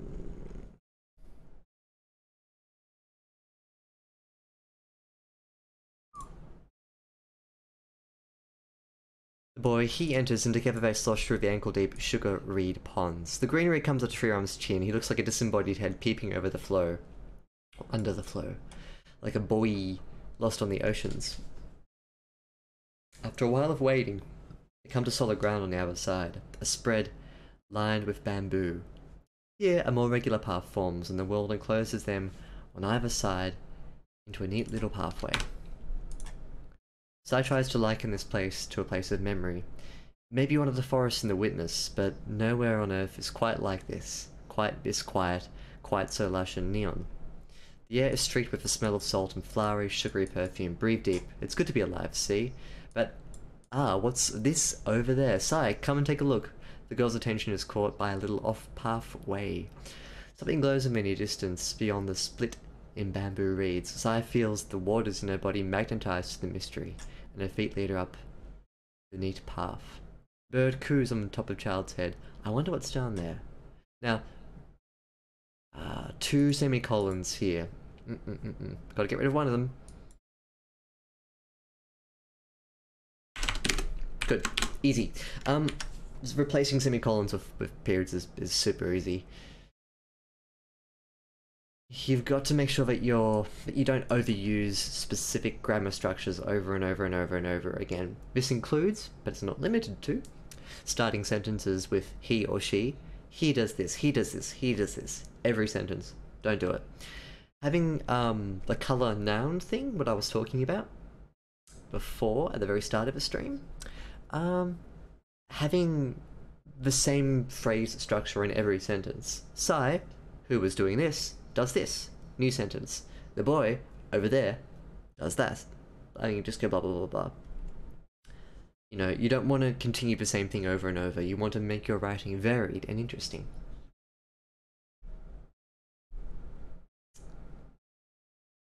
Yes, I think that's one statement that will cause like absolutely no division between people. Like, absolutely must not plagiarize. You can be liberally inspired by, but yeah, plagiarism's a no-no. 100% agree. And man, as a university marker, I've marked undergraduate essays and assignments. It's not good to plagiarize. We know. Not only from the software, but like, we know that students plagiarize, and it's so obvious when they do. Don't plagiarize. The people who mark your assignments aren't morons. I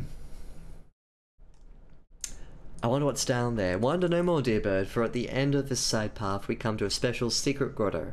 The bamboo walls have been trimmed and hemmed back perfectly, as if maintained by a secret order of gardeners.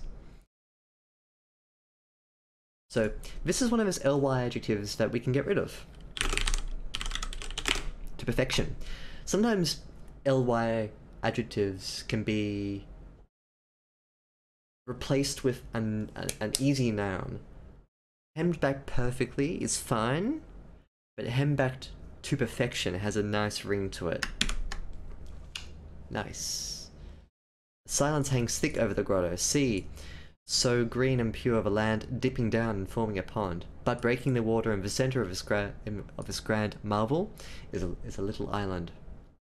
A perfect Zelda-style beam of light cuts down through the mottled canopy. Several fairy sprites circle the enchanted circle. And see there, girl? See? What do you think is going to be in the middle of this island? It's the fucking sword you should have picked up on the beach, dug point first into the stone with a secret text splayed on the front. Sai turns and leaves, but Triarm isn't having an inch of it. The boy breaks free of the pearl meanie and scampers through the water, climbs to the island, and lays hands on the hilt. Bird jumps from his nest and watches a child, one eye on. Sai turns and watches too. Child screams, "I don't care if you don't want it. I think we should take it." Yeah, also, hope you allow me to indulge myself there. I knew that was coming up and I wanted to make a show of it, but I am also trying to be an objective editor as well. My own writing. Yeah, sometimes as a writer, you like how things work, and then editing them requires you to really switch that off. So if I was to go through again and look at these last little bits,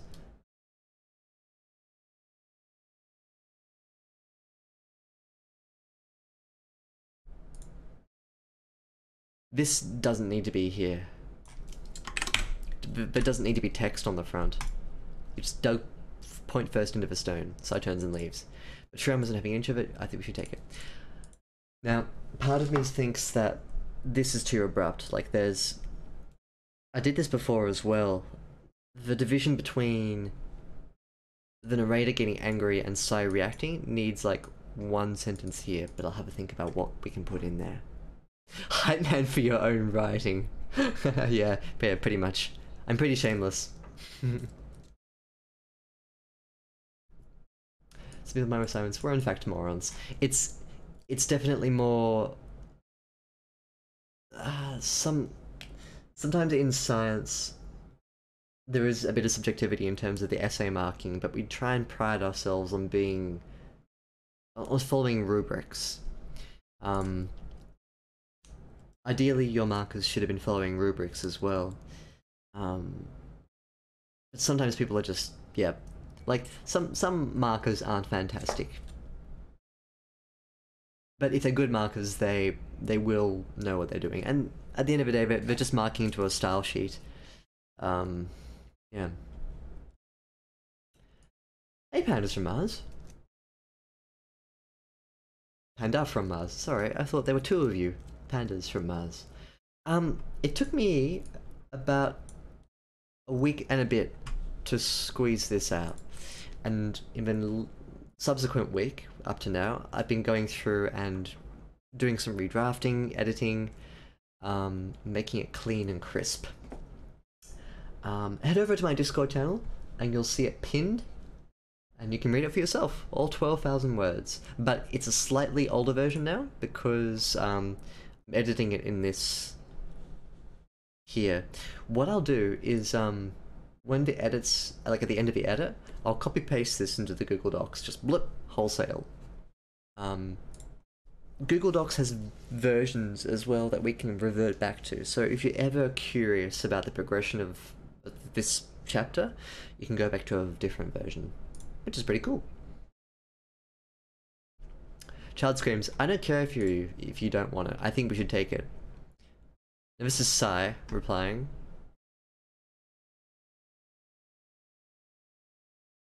Sai turns and watches too. Child screams. There's no dialogue tag here. I think Sai's implied here. Okay, try and pull it out. Go on. Oh, so strong. Wow, look at you. Trying. Almost there. I think I see it moving. Maybe? No? Once more? That's it. Never give up. Okay, give up. It isn't going anywhere. Nice try, though. Huffing, the boy wipes sweat from his brow and muses. Why won't... Sai motions him over. Reluctant, he treks back over with bird in tail. Sai lets them go on a bit until they're almost at the fork in the main park again, but she waits back, still listening.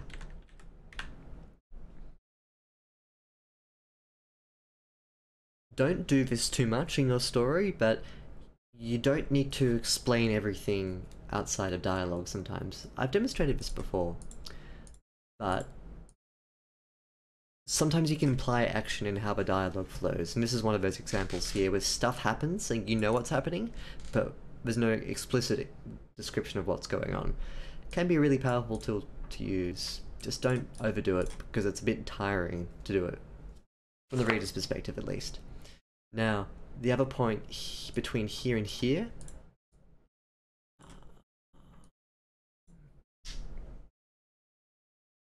I think he's just a bit on the beach, dug point first into a stone.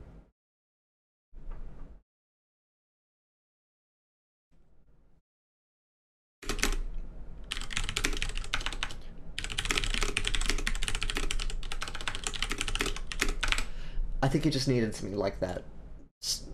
A small piece of glue to solidify the narrator's ire and Sai's reaction.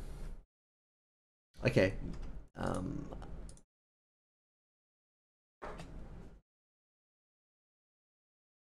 This is interesting what's going to happen next. Story-wise.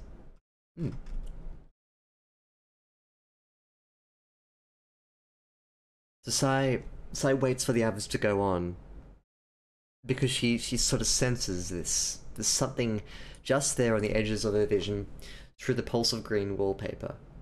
Something is watching. They have a silvery form in the daylight. Powder white is their coat, a dazzling display of brilliance. A dazzling display. Forelegs, snout, ears. Maybe you'd say they were wolves. Look closer, that isn't fur. Sai turns and faces one of the creatures head on through the bamboo stalks. They look eyes. Those aren't eyes, they are teeth. They are molars set in a dark pit, suspended in darkness like a star in gravity. Whoop. Excuse me. So, I'm getting rid of in darkness because we've already described it as dark. Suspended like a star in gravity. Incisors line the creature's body as scales. When it moves, it sounds like a bag of coins jostling for attention. Another creature appears beside the first, sits on its haunches, lolls out a tongue made of ground up paper. Yes, that's lols, but not, yeah, different lol. Ground up powder, sorry. They are made entirely of human teeth. Fear cuts into Sai, true, unbridled. These creatures do nothing in return save for staring at their prey. Prey without any means of defending itself. What a pitiful excuse for a denizen of this world. Can't even muster a basic pointy stick. Your body isn't gemstone or teeth or steel, girl. It is floss. It is mashy, and soft. It is floss, it is mashy, and soft. We can overpower you and rip your arms from their sockets while your heart is still beating. We will take every tooth from your mouth, point by point by point, and suck all the juice from the nerve endings. We've done it all before, and we are feeling hungry. So bows her head and apologizes for moving through their forest. In return for her apology, they let her to keep her new flesh on her bones. And all of her teeth. Nice of them.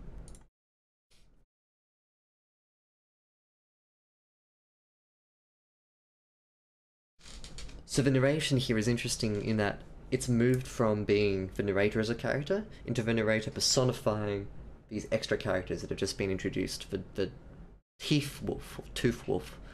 Oh, yeah.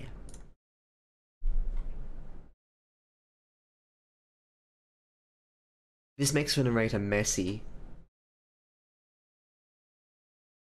but I feel as though it's okay to have a bit of a messy narrator. If a narrator has a voice that drags you into a new understanding of the story, then I think that's okay. I think you can be inconsistent in this regard. But it might not work to everyone's taste, and it might not be effective. So see, this reads as though it's from the focal point of the wolf, but it's not strictly a focal point. It's rather a change in voice of a narrator. Remember when I talk often about cameras in your scenes, like your camera's here and your characters are here and they're describing, the narrator is describing the characters, or one of the characters is the focal point and things appear through that character. That's very much the case for descriptions through the narrator. But the voice of the narrator, I feel, is a very specific style of camera that you can twist and bend so that you get slightly different ways of looking at the characters in the world. You have to be careful you don't snap it, you lurch too heavily. I think it can be pretty powerful sometimes. Whether it's effective or not, I'll judge in a subsequent edit. The 3 rules for writing a novel, says Octavia Memories, quoting W. Somerset Maugham. Unfortunately, no one knows what they are. That's fantastic. I love that. Gravity is funny. Like, the sun just hangs around in space-time.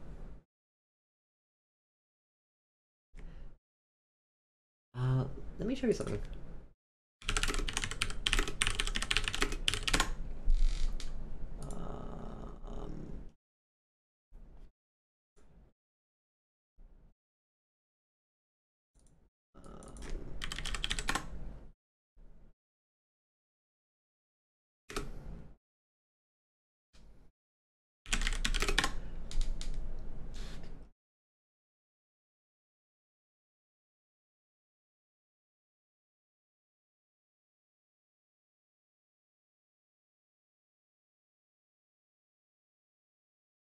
This is not accurate, but it gets the point across.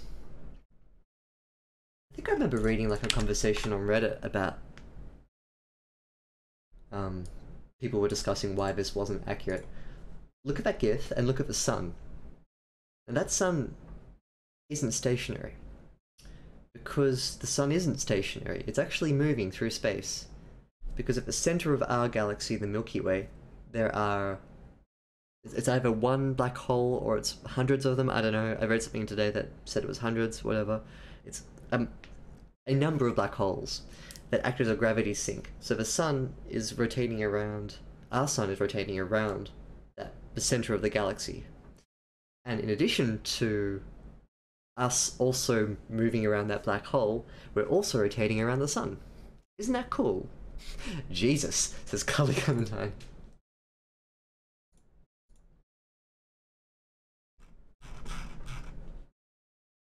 Yeah, I just think that's cool though, right? I'm gonna pop that into the Discord so we don't forget it.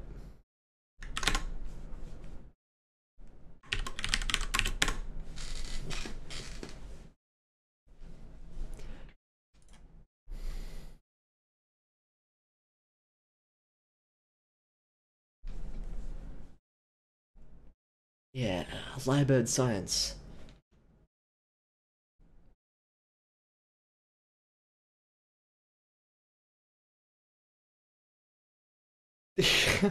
Keeping my leak out my ears a little.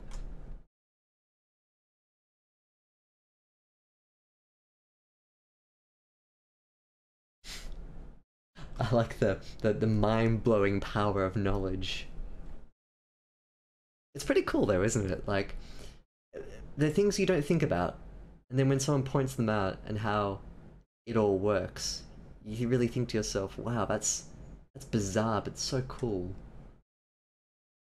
Yeah. At the forks, I turns her little troop back towards the mountain path and on through the greens they stride. A little faster now. Sriram pipes up. Show me about the sword. Maybe there's one for me somewhere out there that I can pick. Maybe even I can be a warrior and fight off evil monsters. So Sriram, careful, the forest might hear you. On they walk.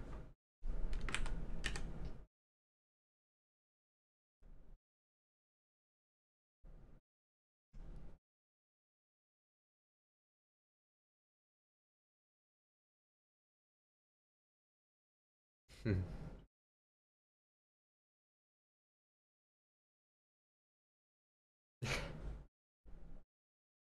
Yeah, there's that impression of scale. Oh, sorry, I was laughing at the snow globe there, but yeah, the impression of scale that you get is mind mind blowing, and in a very personal sense as well, because you try and see yourself in the scale of everything. There's a wonderful website that I forgot the name of where you have a slider at the bottom of the website, and it's you start off with diagrams of scale, starting with a human. Now, you can go either way. You can drag the scale to the left, which is your right, and if it goes to the right, it goes smaller. So you have like human body, organs, tissues, cells, right? Then you go down the scale through like cellular structures, proteins, and you get into DNA, like the sort of histone clusters, and chromatin, and down to the actual DNA level, and then chemicals, atoms, electrons, quarks, and then you just go, you keep going. Then you can go back to human, and then you go like up into animals, and then planets, solar systems, etc., etc. It's a crazy website. It's one of my favorites, but I forgot the name of it. Sentient skeleton in a meat suit. Ah, what's that game called? I wanted to play it, but I never did. Um,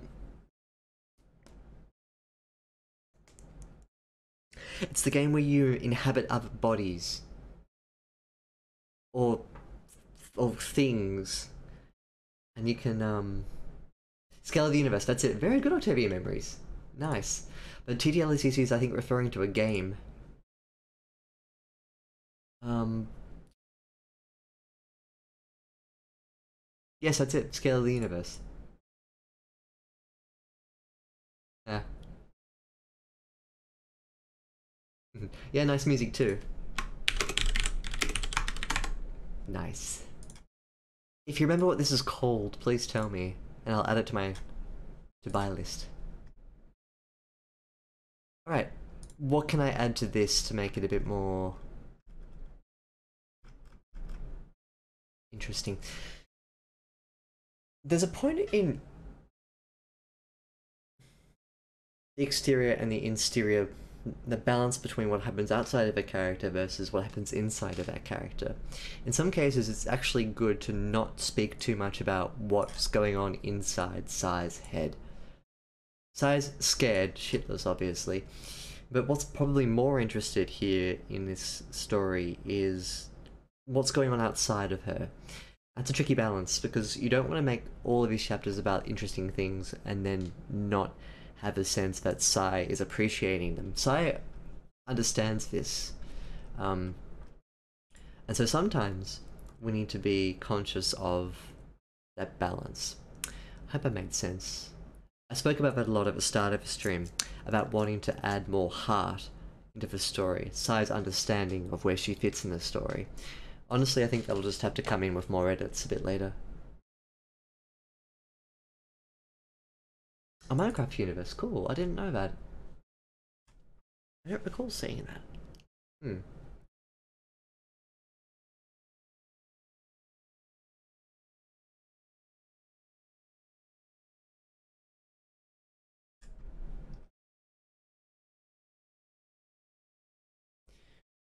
Alrighty, let's go into 6. Just give me a sec to have some chocolate.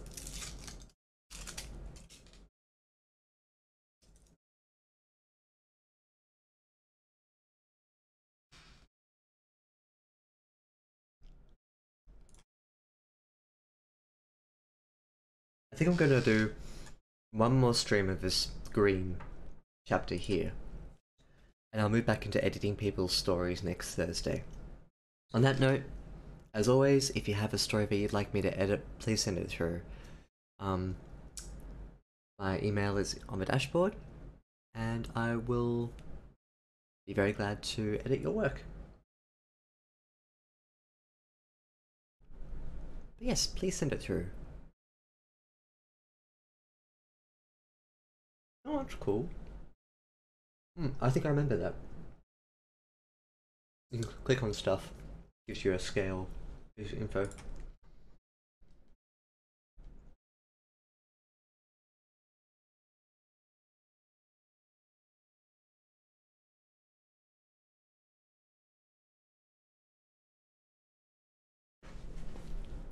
Half an hour later, the suns died. Sai, Bird, and Shiram watched them explode. They had escaped through the last of the bamboo grove. The green opened up and the path became rocky, open, resting against the rock architecture of the base of the cliffs. The humans turned back to the ocean and saw it all. The two light circuses colliding, a colour supernova calling over the lip of the horizon to make the water shimmer and quake. The umberlight fell into darkness, silent now.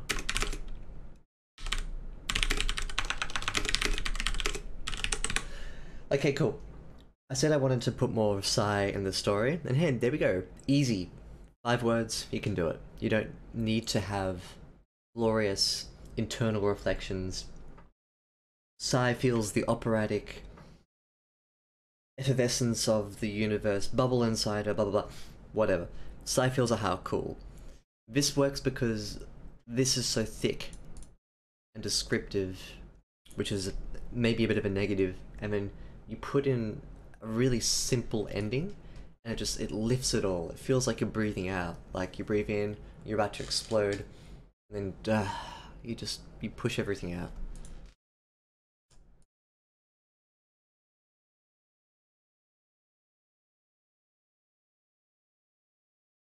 Maybe it's good to think of your writing in terms of how it makes you feel in a breathing sense. If you feel like when you're reading through a paragraph and you think, okay, that's functional.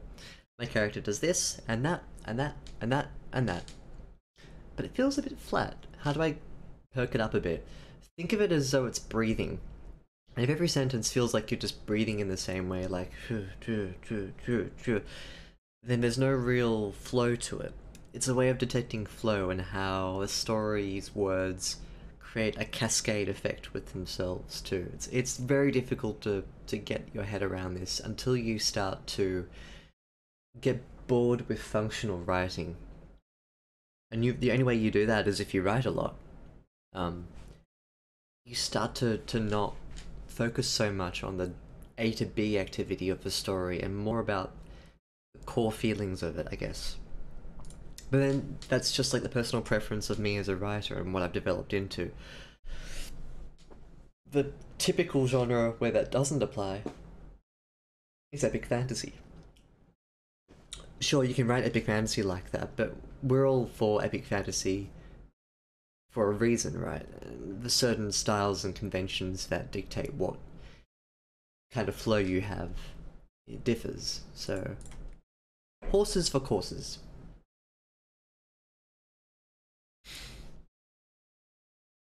Yeah, that's pretty crazy too, like the observable universe being a fraction of the whole. I, I don't Yeah, it's mind-boggling. It's very cool.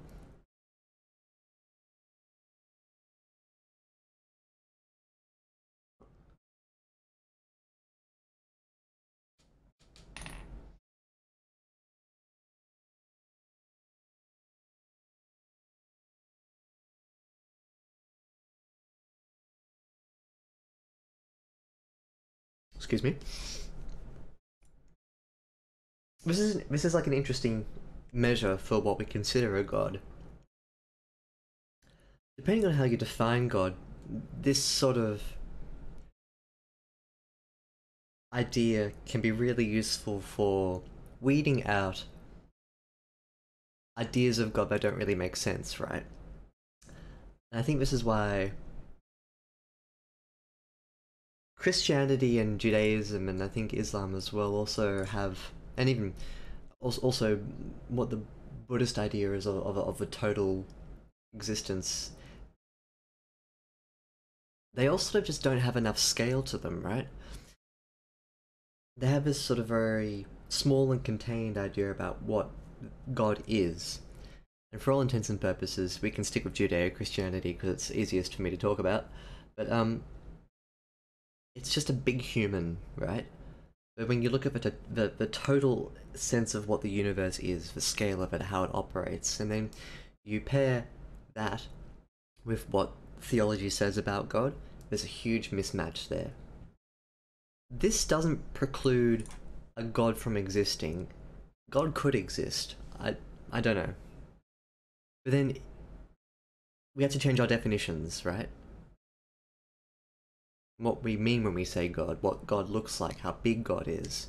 If God comes back to Earth and judges you for your sins, like he did in this story, or if God is like the size of several galaxies interconnected and conscious, or if it's the essence of the universe, if it's space-time, you know, when you start asking questions like that, God looks very different. Hmm. Very different opinions of what is cool. I think it's cool because like the that very big understanding of what we are is it's dehumanizing, but it's also quite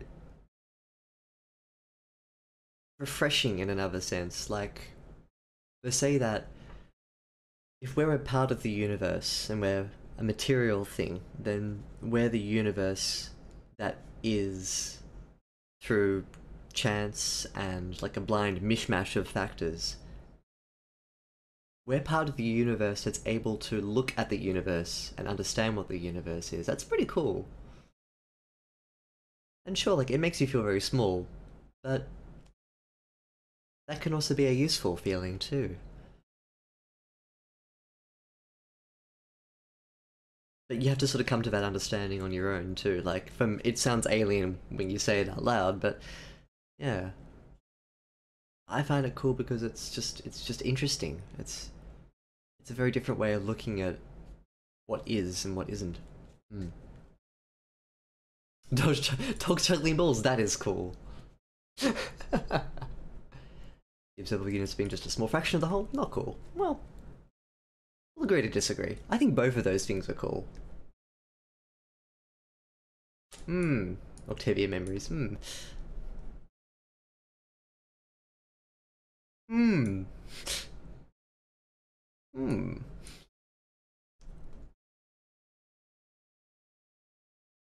Yeah, that's also what annoys me about the concept of original sin and grace and predestination, especially.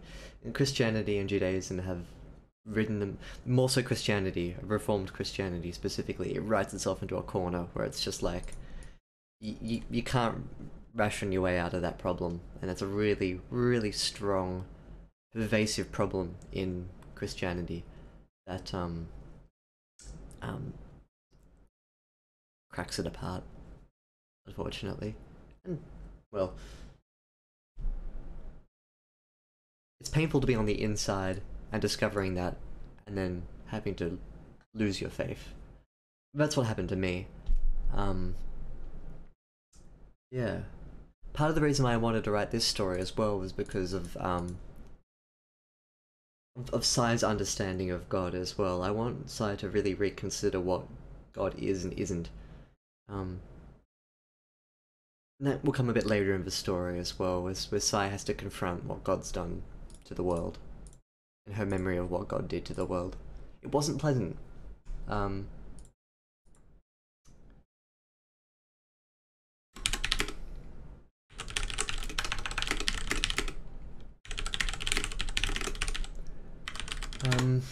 there's this part in Revelations.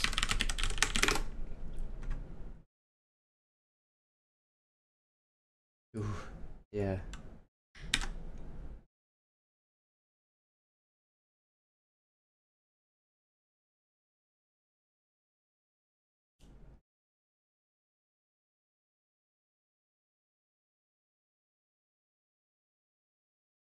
Yeah, I think there are lots of story elements that don't work with the idea of sin and retribution and grace. But then again, it's like it's just like you're trying to argue over like plotting devices in a story, isn't it? It seems like it's such a the man-made element strips away any sort of real understanding we can get from it, I think. Yeah. Let me look up something really quickly.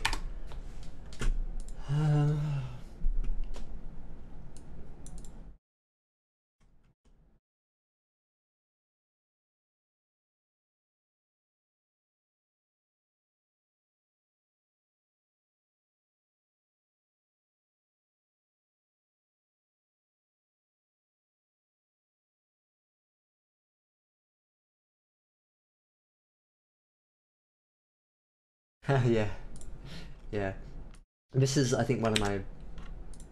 I would call it my favorite part of the Bible, but wow, it's crazy. Um, yeah, this happens in my story.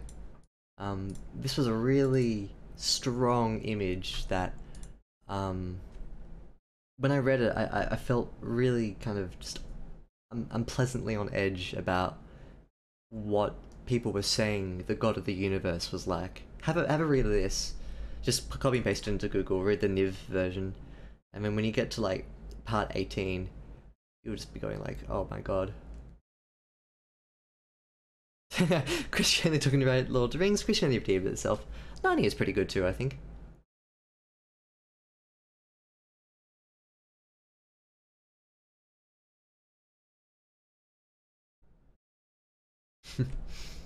But yeah, so in this story here, God comes and judges everyone, and he gathers all of the reprobate, the sinners, and um, he sets up like a systematic wine press and starts to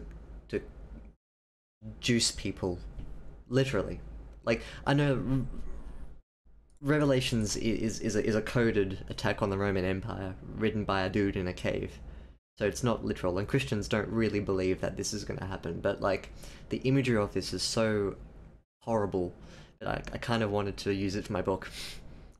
It's awful. Like, it's a really terrible, cruel thing to do. Um, and sometimes you feel like you just want to wring all the evil out of the world and to make it a better place, but the method by which you do that will determine what kind of outflow you get from it as well. So if you do it by violent means, you get a violent result.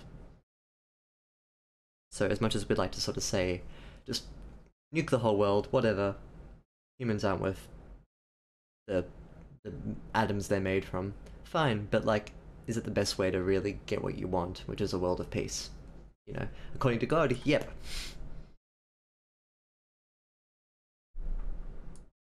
Hmm.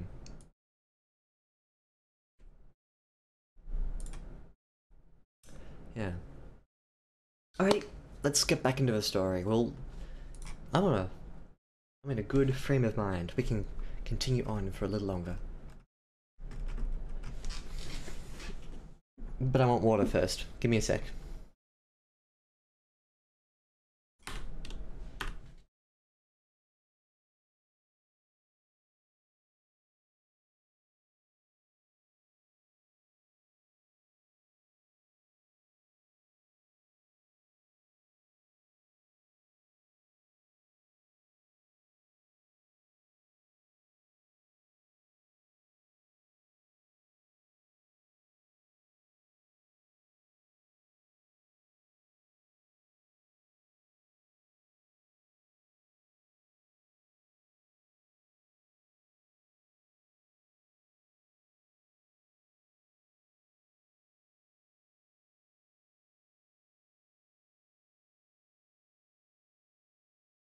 Alrighty. Just wanted to also talk about one thing before I jump back into the edit. So usually I don't show off my writing much, full stop, let alone something that I've just written. Usually this wouldn't have seen the light of day for another year. I would have written it fairly quickly over the course of like maybe from anywhere between 2 and 3 months if I was really on the ball, to like the course of maybe 6 months or 8 months.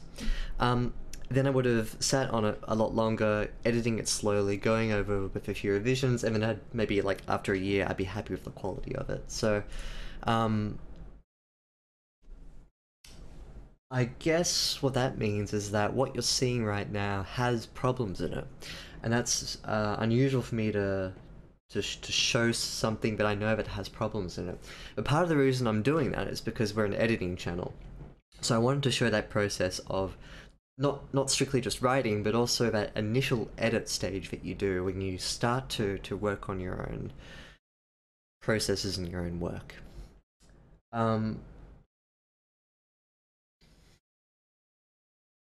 So I guess if also you had any questions about like the quality of writing, or whether or not this was sort of like the peak, or just like me warming up, it all depends on how much editing you do. Like if you write something once, that is the peak, because you don't do anything with it then, right? But then if you continue to edit and work through it, your writing will only get better and better and better and better. So and that's the same with this too. Yeah. Ooh, I've missed some chatting. I hate reading whatever, and I don't know how you do it. This is Panda from Mars. I've just been doing it for so long. I don't. I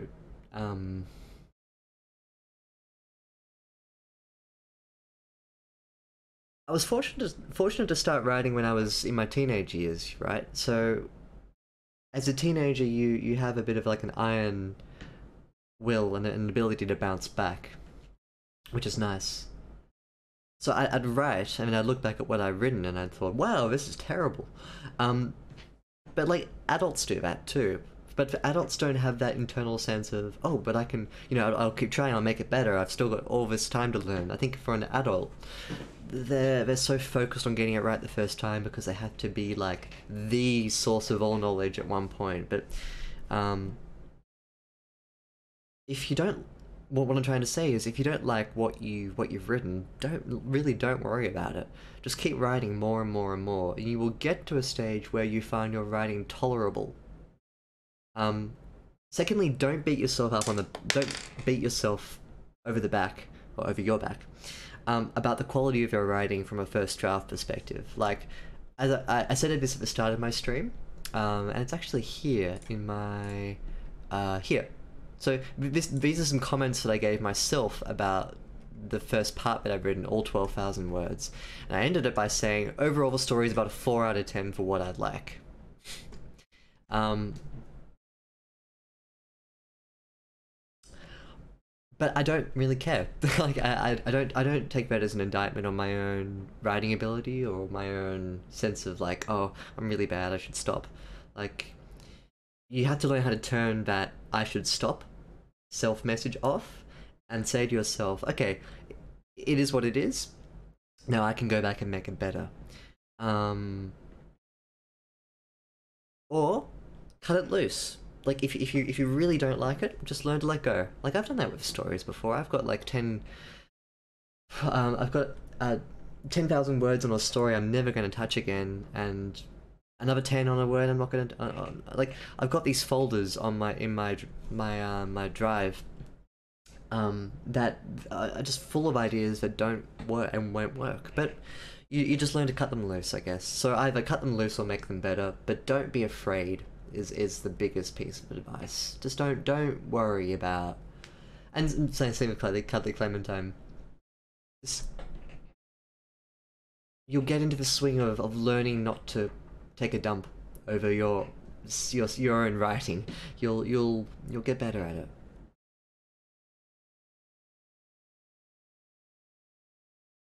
tolerable is the aim. Yeah, well, I think so. Like, you certainly don't want to get to the point where your story, where you as a writer is too cocky. But you want to be comfortable at the very least.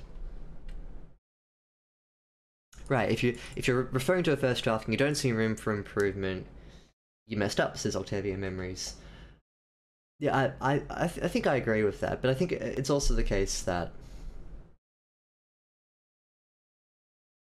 you're not looking hard enough if you don't see room for improvement.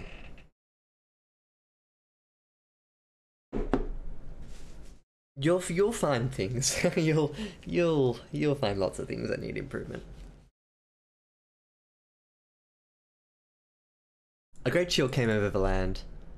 Sai felt the wave of air prickle across her new skin. She looked to her companions and nodded. Right, time we set up camp overnight. There really isn't much to set up though. No tents, no bags, nothing. All they need is a fire. Sometimes that can prove impossible. Remember the time that all molecular action in the world had slowed down, so heating our wood was impossible? Sai shivers at the thought. But I'm going to change this. I don't want the narrator to have rhetorical questions. So, sometimes that can prove impossible. Like the nights of that strange iteration.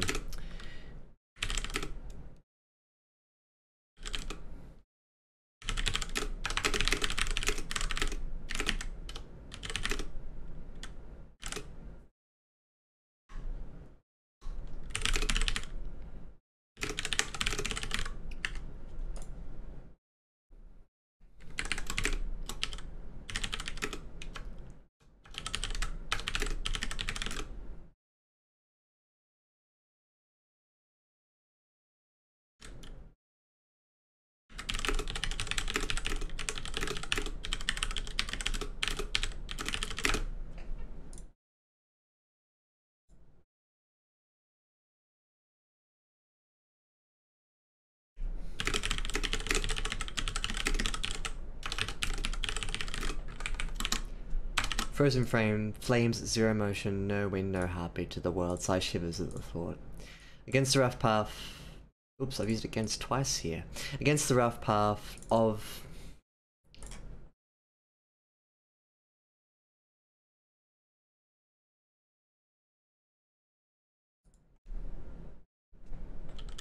On the rough path against the cliff now, the three sit around a little makeshift campfire. That's an ugly sentence.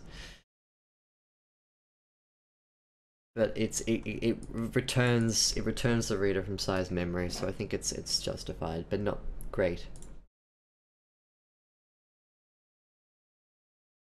Fixing it would be a bit tricky.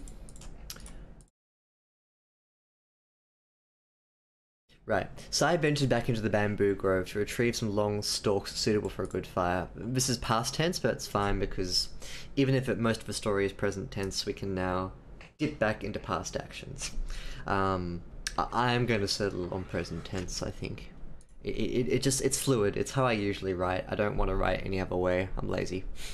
And I feel like present tense has such a beautiful immediate pulse. And I've fallen in love with it and I can't change. I try. I really do try. Ooh, 27 more hours. Very nice. Congratulations on the pay.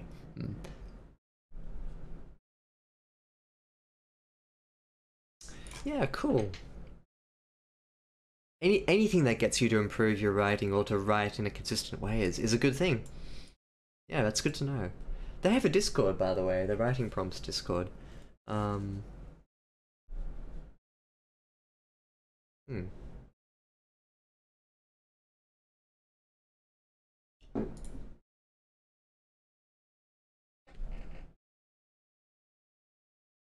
Cool. I think I'm gonna push on to midnight.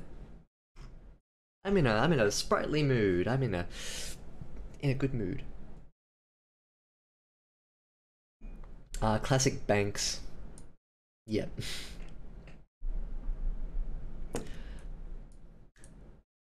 I kind of agree with you, Octavia Memories. I'm not sure what it is about the channel, but I kind of expected there'd be more writing.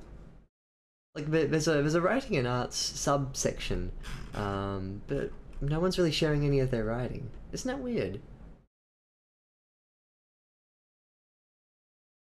Well, no one's really talking about the prompts. Maybe I just go on at the wrong time. But I mean, I guess one of the things about Discord is that you can't really control. You can't really control what happens on Discord. You can funnel the discussion, but I kind of expected there'd be more writing on the writing prompts Discord. Hmm. Or discussion of new prompts, or linking to prompts, but it's nothing really. Still, the best way to just contribute is to pop in and say hi, so yeah. Anyway,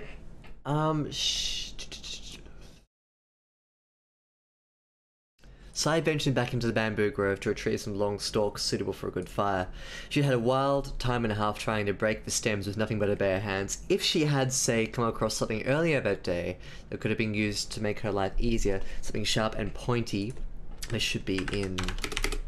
Something sharp and pointy, well, wouldn't that have been nice?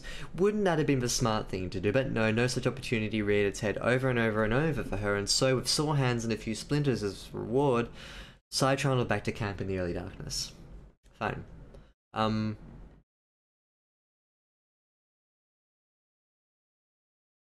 gonna get rid of time and a half. That's unnecessary. It's too much narrator voice. I think the narrator can just pipe down a little bit now. Bird breathes a little more fire from his mouth onto the stalks, which crackle and sizzle in delight, sparking little fire fairies into the air. Satisfied, Bird hops back to Shriram's lap and curls up like a puppy to enjoy a scratch behind the ear hole. It sounds awful, but like, birds don't have ears, so what you gonna do? I don't know.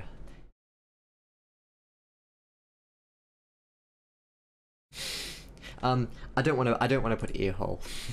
the editor in me is like, come on, dude. You can do better than ear hole. Like that. Enjoy a scratch, because who cares? Like, if it's on a specific part of the bird's body, whatever. Oh,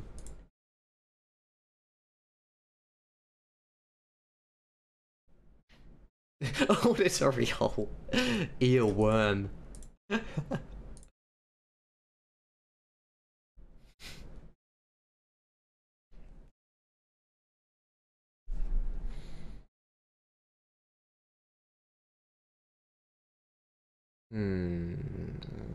Sai sits with her toes almost dipping into the flame.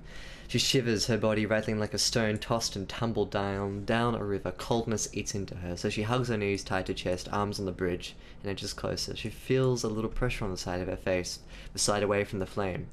Shiram is watching her with moon eyes. The boy murmurs, "You must be cold, you don't have any clothes." Sai smiles into the crook of her arm and offers her left arm out to the boy. "Go on," she says with her eyes. And the child reaches out slow and ginger. His fingers find her flesh, and his eyes light up, even bigger than before. "No way, you're so warm." Sai retrieves her hand and says back, "I guess I'm like a stone that keeps a little heat from the day." The fire helps too, but you can't feel it. Sai shakes his head. "Oh, what did I feel like? Like liquid." Oops, sorry. I skipped a line there. "Like nothing, like stepping into the water when it's the right temperature, and you can't tell if it's air or liquid." Shriram narrows his eyes. Maybe this child has never really experienced that ocean sensation before. Explains the drowning and half swimming, doesn't it? Australian children are lucky, they're basically raised as fish, but what would a child in Chennai grow up as? Wait, the same effect happens in other waterways, surely. That would work equally well. Sai doesn't know, therefore I don't know. Gonna get rid of that. It's unnecessary. It was the narrator trying to make a point about Sai, his understanding of Sai's internal processes, whatever. I was trying to be too smart for my own good, so let's get rid of it. Like, that was all gunk. These are crossed out for a reason. It's a stylistic thing with the story. So whenever you see a place that's referenced by name of the real world, it's just got a line through it. I should probably do that for Earth as well. Bam! Away it goes. No way! That's cool! Oh, nice! What a coincidence. No way.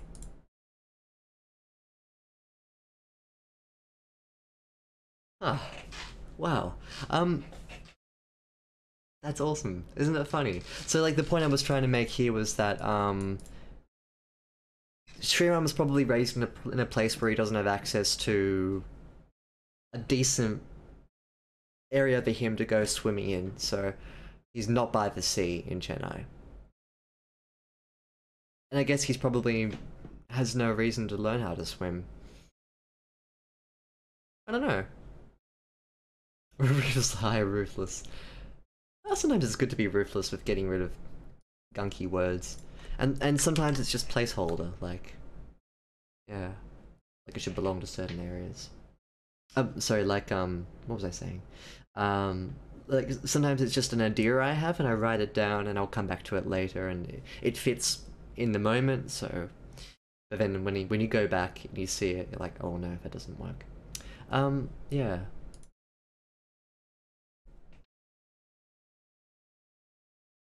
Hmm. The stars take a long while to come out. So also, like, this probably goes without saying, but Sri Ram is Indian from Chennai. I guess you could be from Chennai, but not Indian. But yeah, the stars take a long while to come out. So I wonders why, but it feels stupid for even asking, for even questioning why the world is changing. Expecting a pattern in chaos is like trying to make a narrative from white noise broadcast into your brain. Get rid of broadcast into your brain. When she looks up at the sky, she can just as readily expect the belly of a giant snake god as she can stars. Yet here, in this strange part of the world, there does seem to be some element of a static. It looks like this. The lights resolve in the blackness with dimmer switch swiftness. That's not good.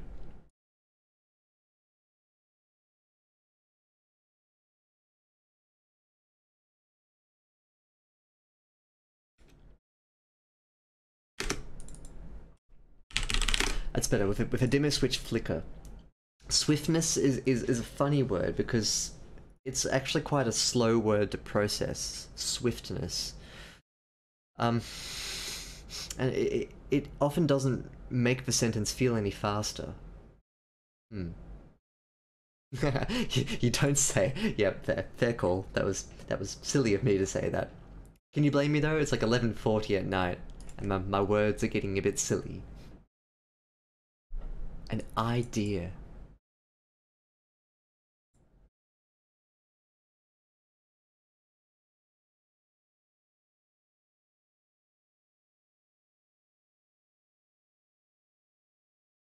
This is confusing me, but I know what you mean now. Okay, catch you soon. Petite copine. I'll be right here. I'll wrap up the stream in like 20 minutes before I fall asleep in my keyboard.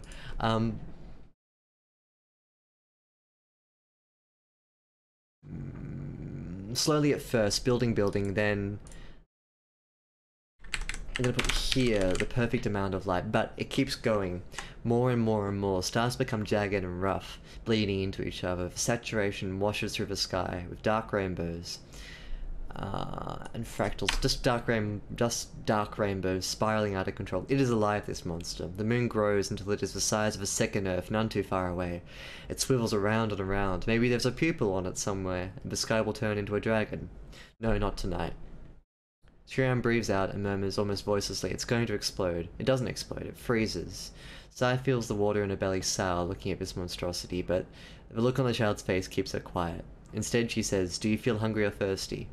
Shriram shakes his head. That's what the night gives you. It tends to wash away things that make you human. Shriram doesn't understand, but holds a hand to his belly and says, but I feel full. Sleepy? Shriram shakes his head and wriggles back into the side of the cliff, making himself comfortable against the earth. With eyes fixed on the pearl monster, Child asks, did you used to be human? I did. And how long have you been here, wherever here is? I'm not sure. I used to try and count the sunsets, but Sai remembers the iteration where the stars were out of control. where day and night strobed at 50 frames a second, like standing in the middle of a club with the music thumping faster and faster and faster and faster and faster and fast, until nothing made sense. Just light, just noise, sync to our heartbeat, and then out of kilter into pure panic. Sai continues, it feels like too many months.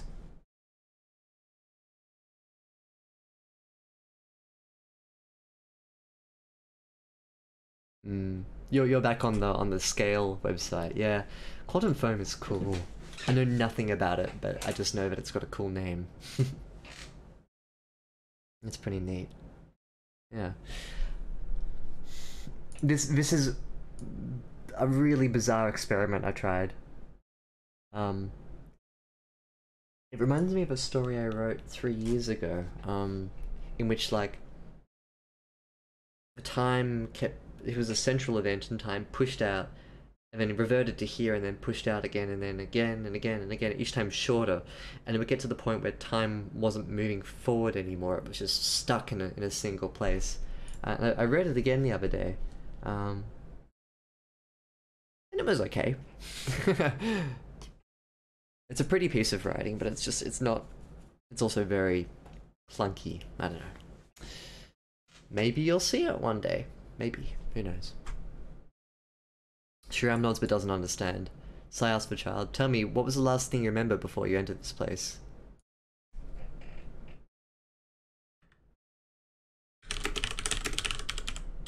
Before you found yourself here. I remember... His eyes darkened for a long moment, cold, unfeeling. Then... I remember the light vanishing as something big slithered through the sky. It waved like a flag, but there were thousands and thousands of little stars in its belly, all in its belly. Maybe like a spaceship. And when my sister slipped away from my hand. We were lost in the crowds.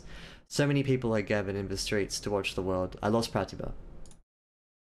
I tried so hard to reach for her, but there were so many people, and then we were floating, all of us, like gravity had left us. Light failed, it was dark and scary, and people were screaming, and then the air in front of my face was on fire. I saw every colour. I saw people turning into dust and blowing away on the wind. And then I was dead.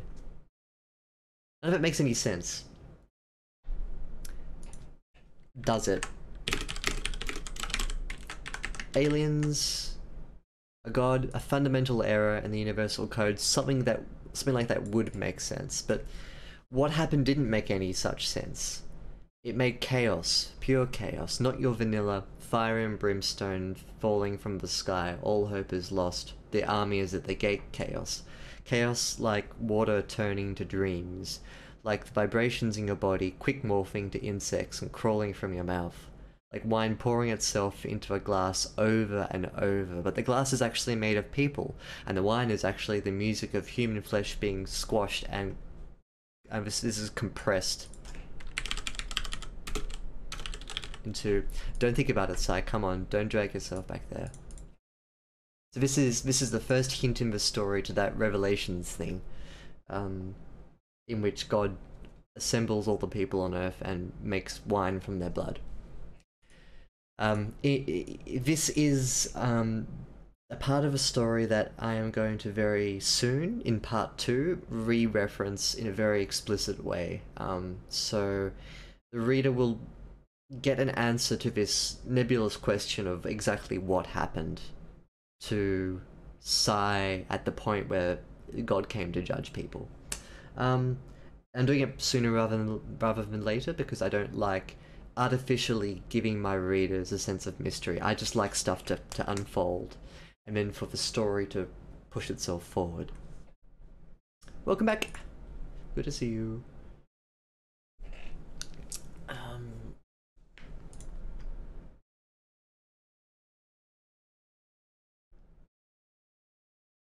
What about you, Sai? What did you see? You just missed like a little section here where Sai and Sriram share their experiences of what's... Oh, Sriram tells Sai what he remembers about the end of the world. Sai thinks to herself through the narration what she remembers.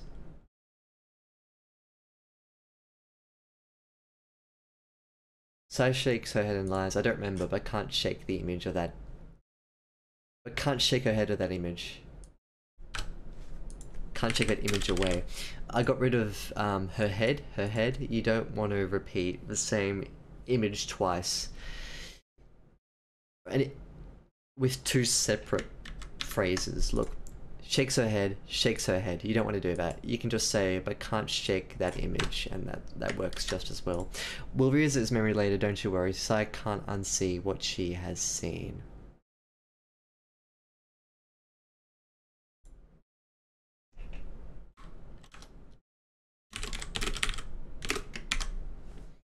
Sai curls up by the fire and wonders how hot a stone body can get if she were to become a... I'm gonna get rid of this reference. I'm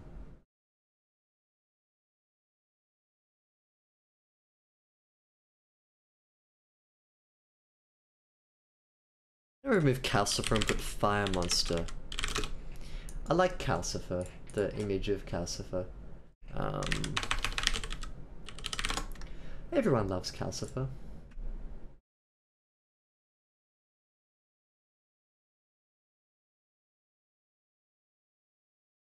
Good book as well. Diana Wynne Jones's Howl's Moving Castle.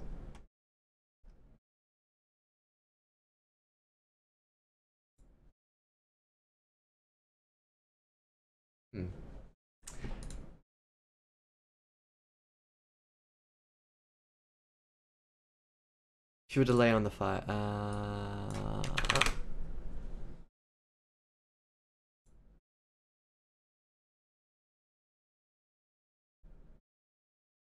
It needs the burning woo. After a while, she feels a presence beside her. Sriram has wormed his way to her side. Child rests his head against the pillow of her thigh, looking in. For a while, he is quiet. But after the calm, he cries so quietly, so lightly that it takes Sai a good minute to feel the sad vibration. So she cups her hand around the boy's ear, ruffles his hair, soothes the child to sleep. Shh goes the wind. Everything will be okay. Tomorrow we can find your parents, and maybe even your sister. Shh now. This... I hope works because, one of the parts in chapter 2 references the wind doing this noise, and it's just incorporated now throughout different parts of the story, so I want to keep this, and I want to push this a bit.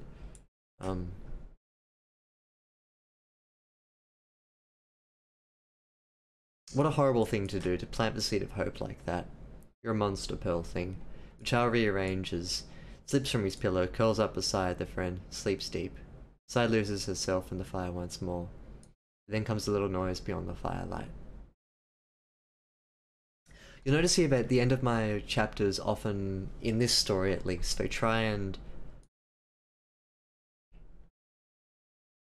end with a suspended action. It's a cheap and dirty trick to get your reader to keep reading more, to find out what happens. And it's effective too, I think. Like, you don't want to make... You can make every end of your chapter like this, with this grand crescendo that then resolves itself in the first part of the next chapter. It's a good way of writing.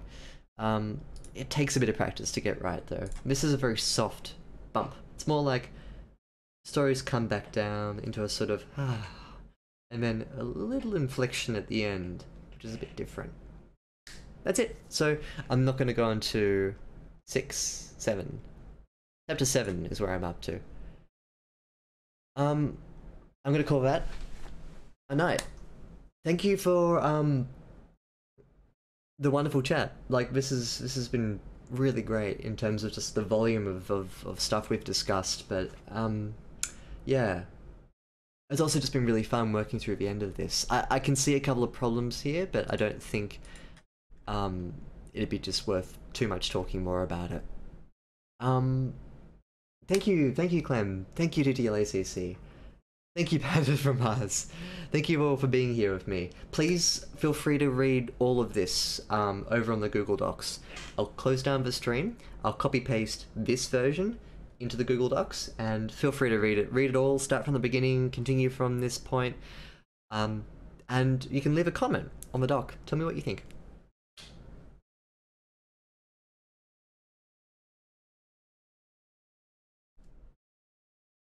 Good. Yeah. That's interesting about arcs. We can have a chat about that in Discord. You can find the doc on my Discord, and you can find my Discord. Yeah.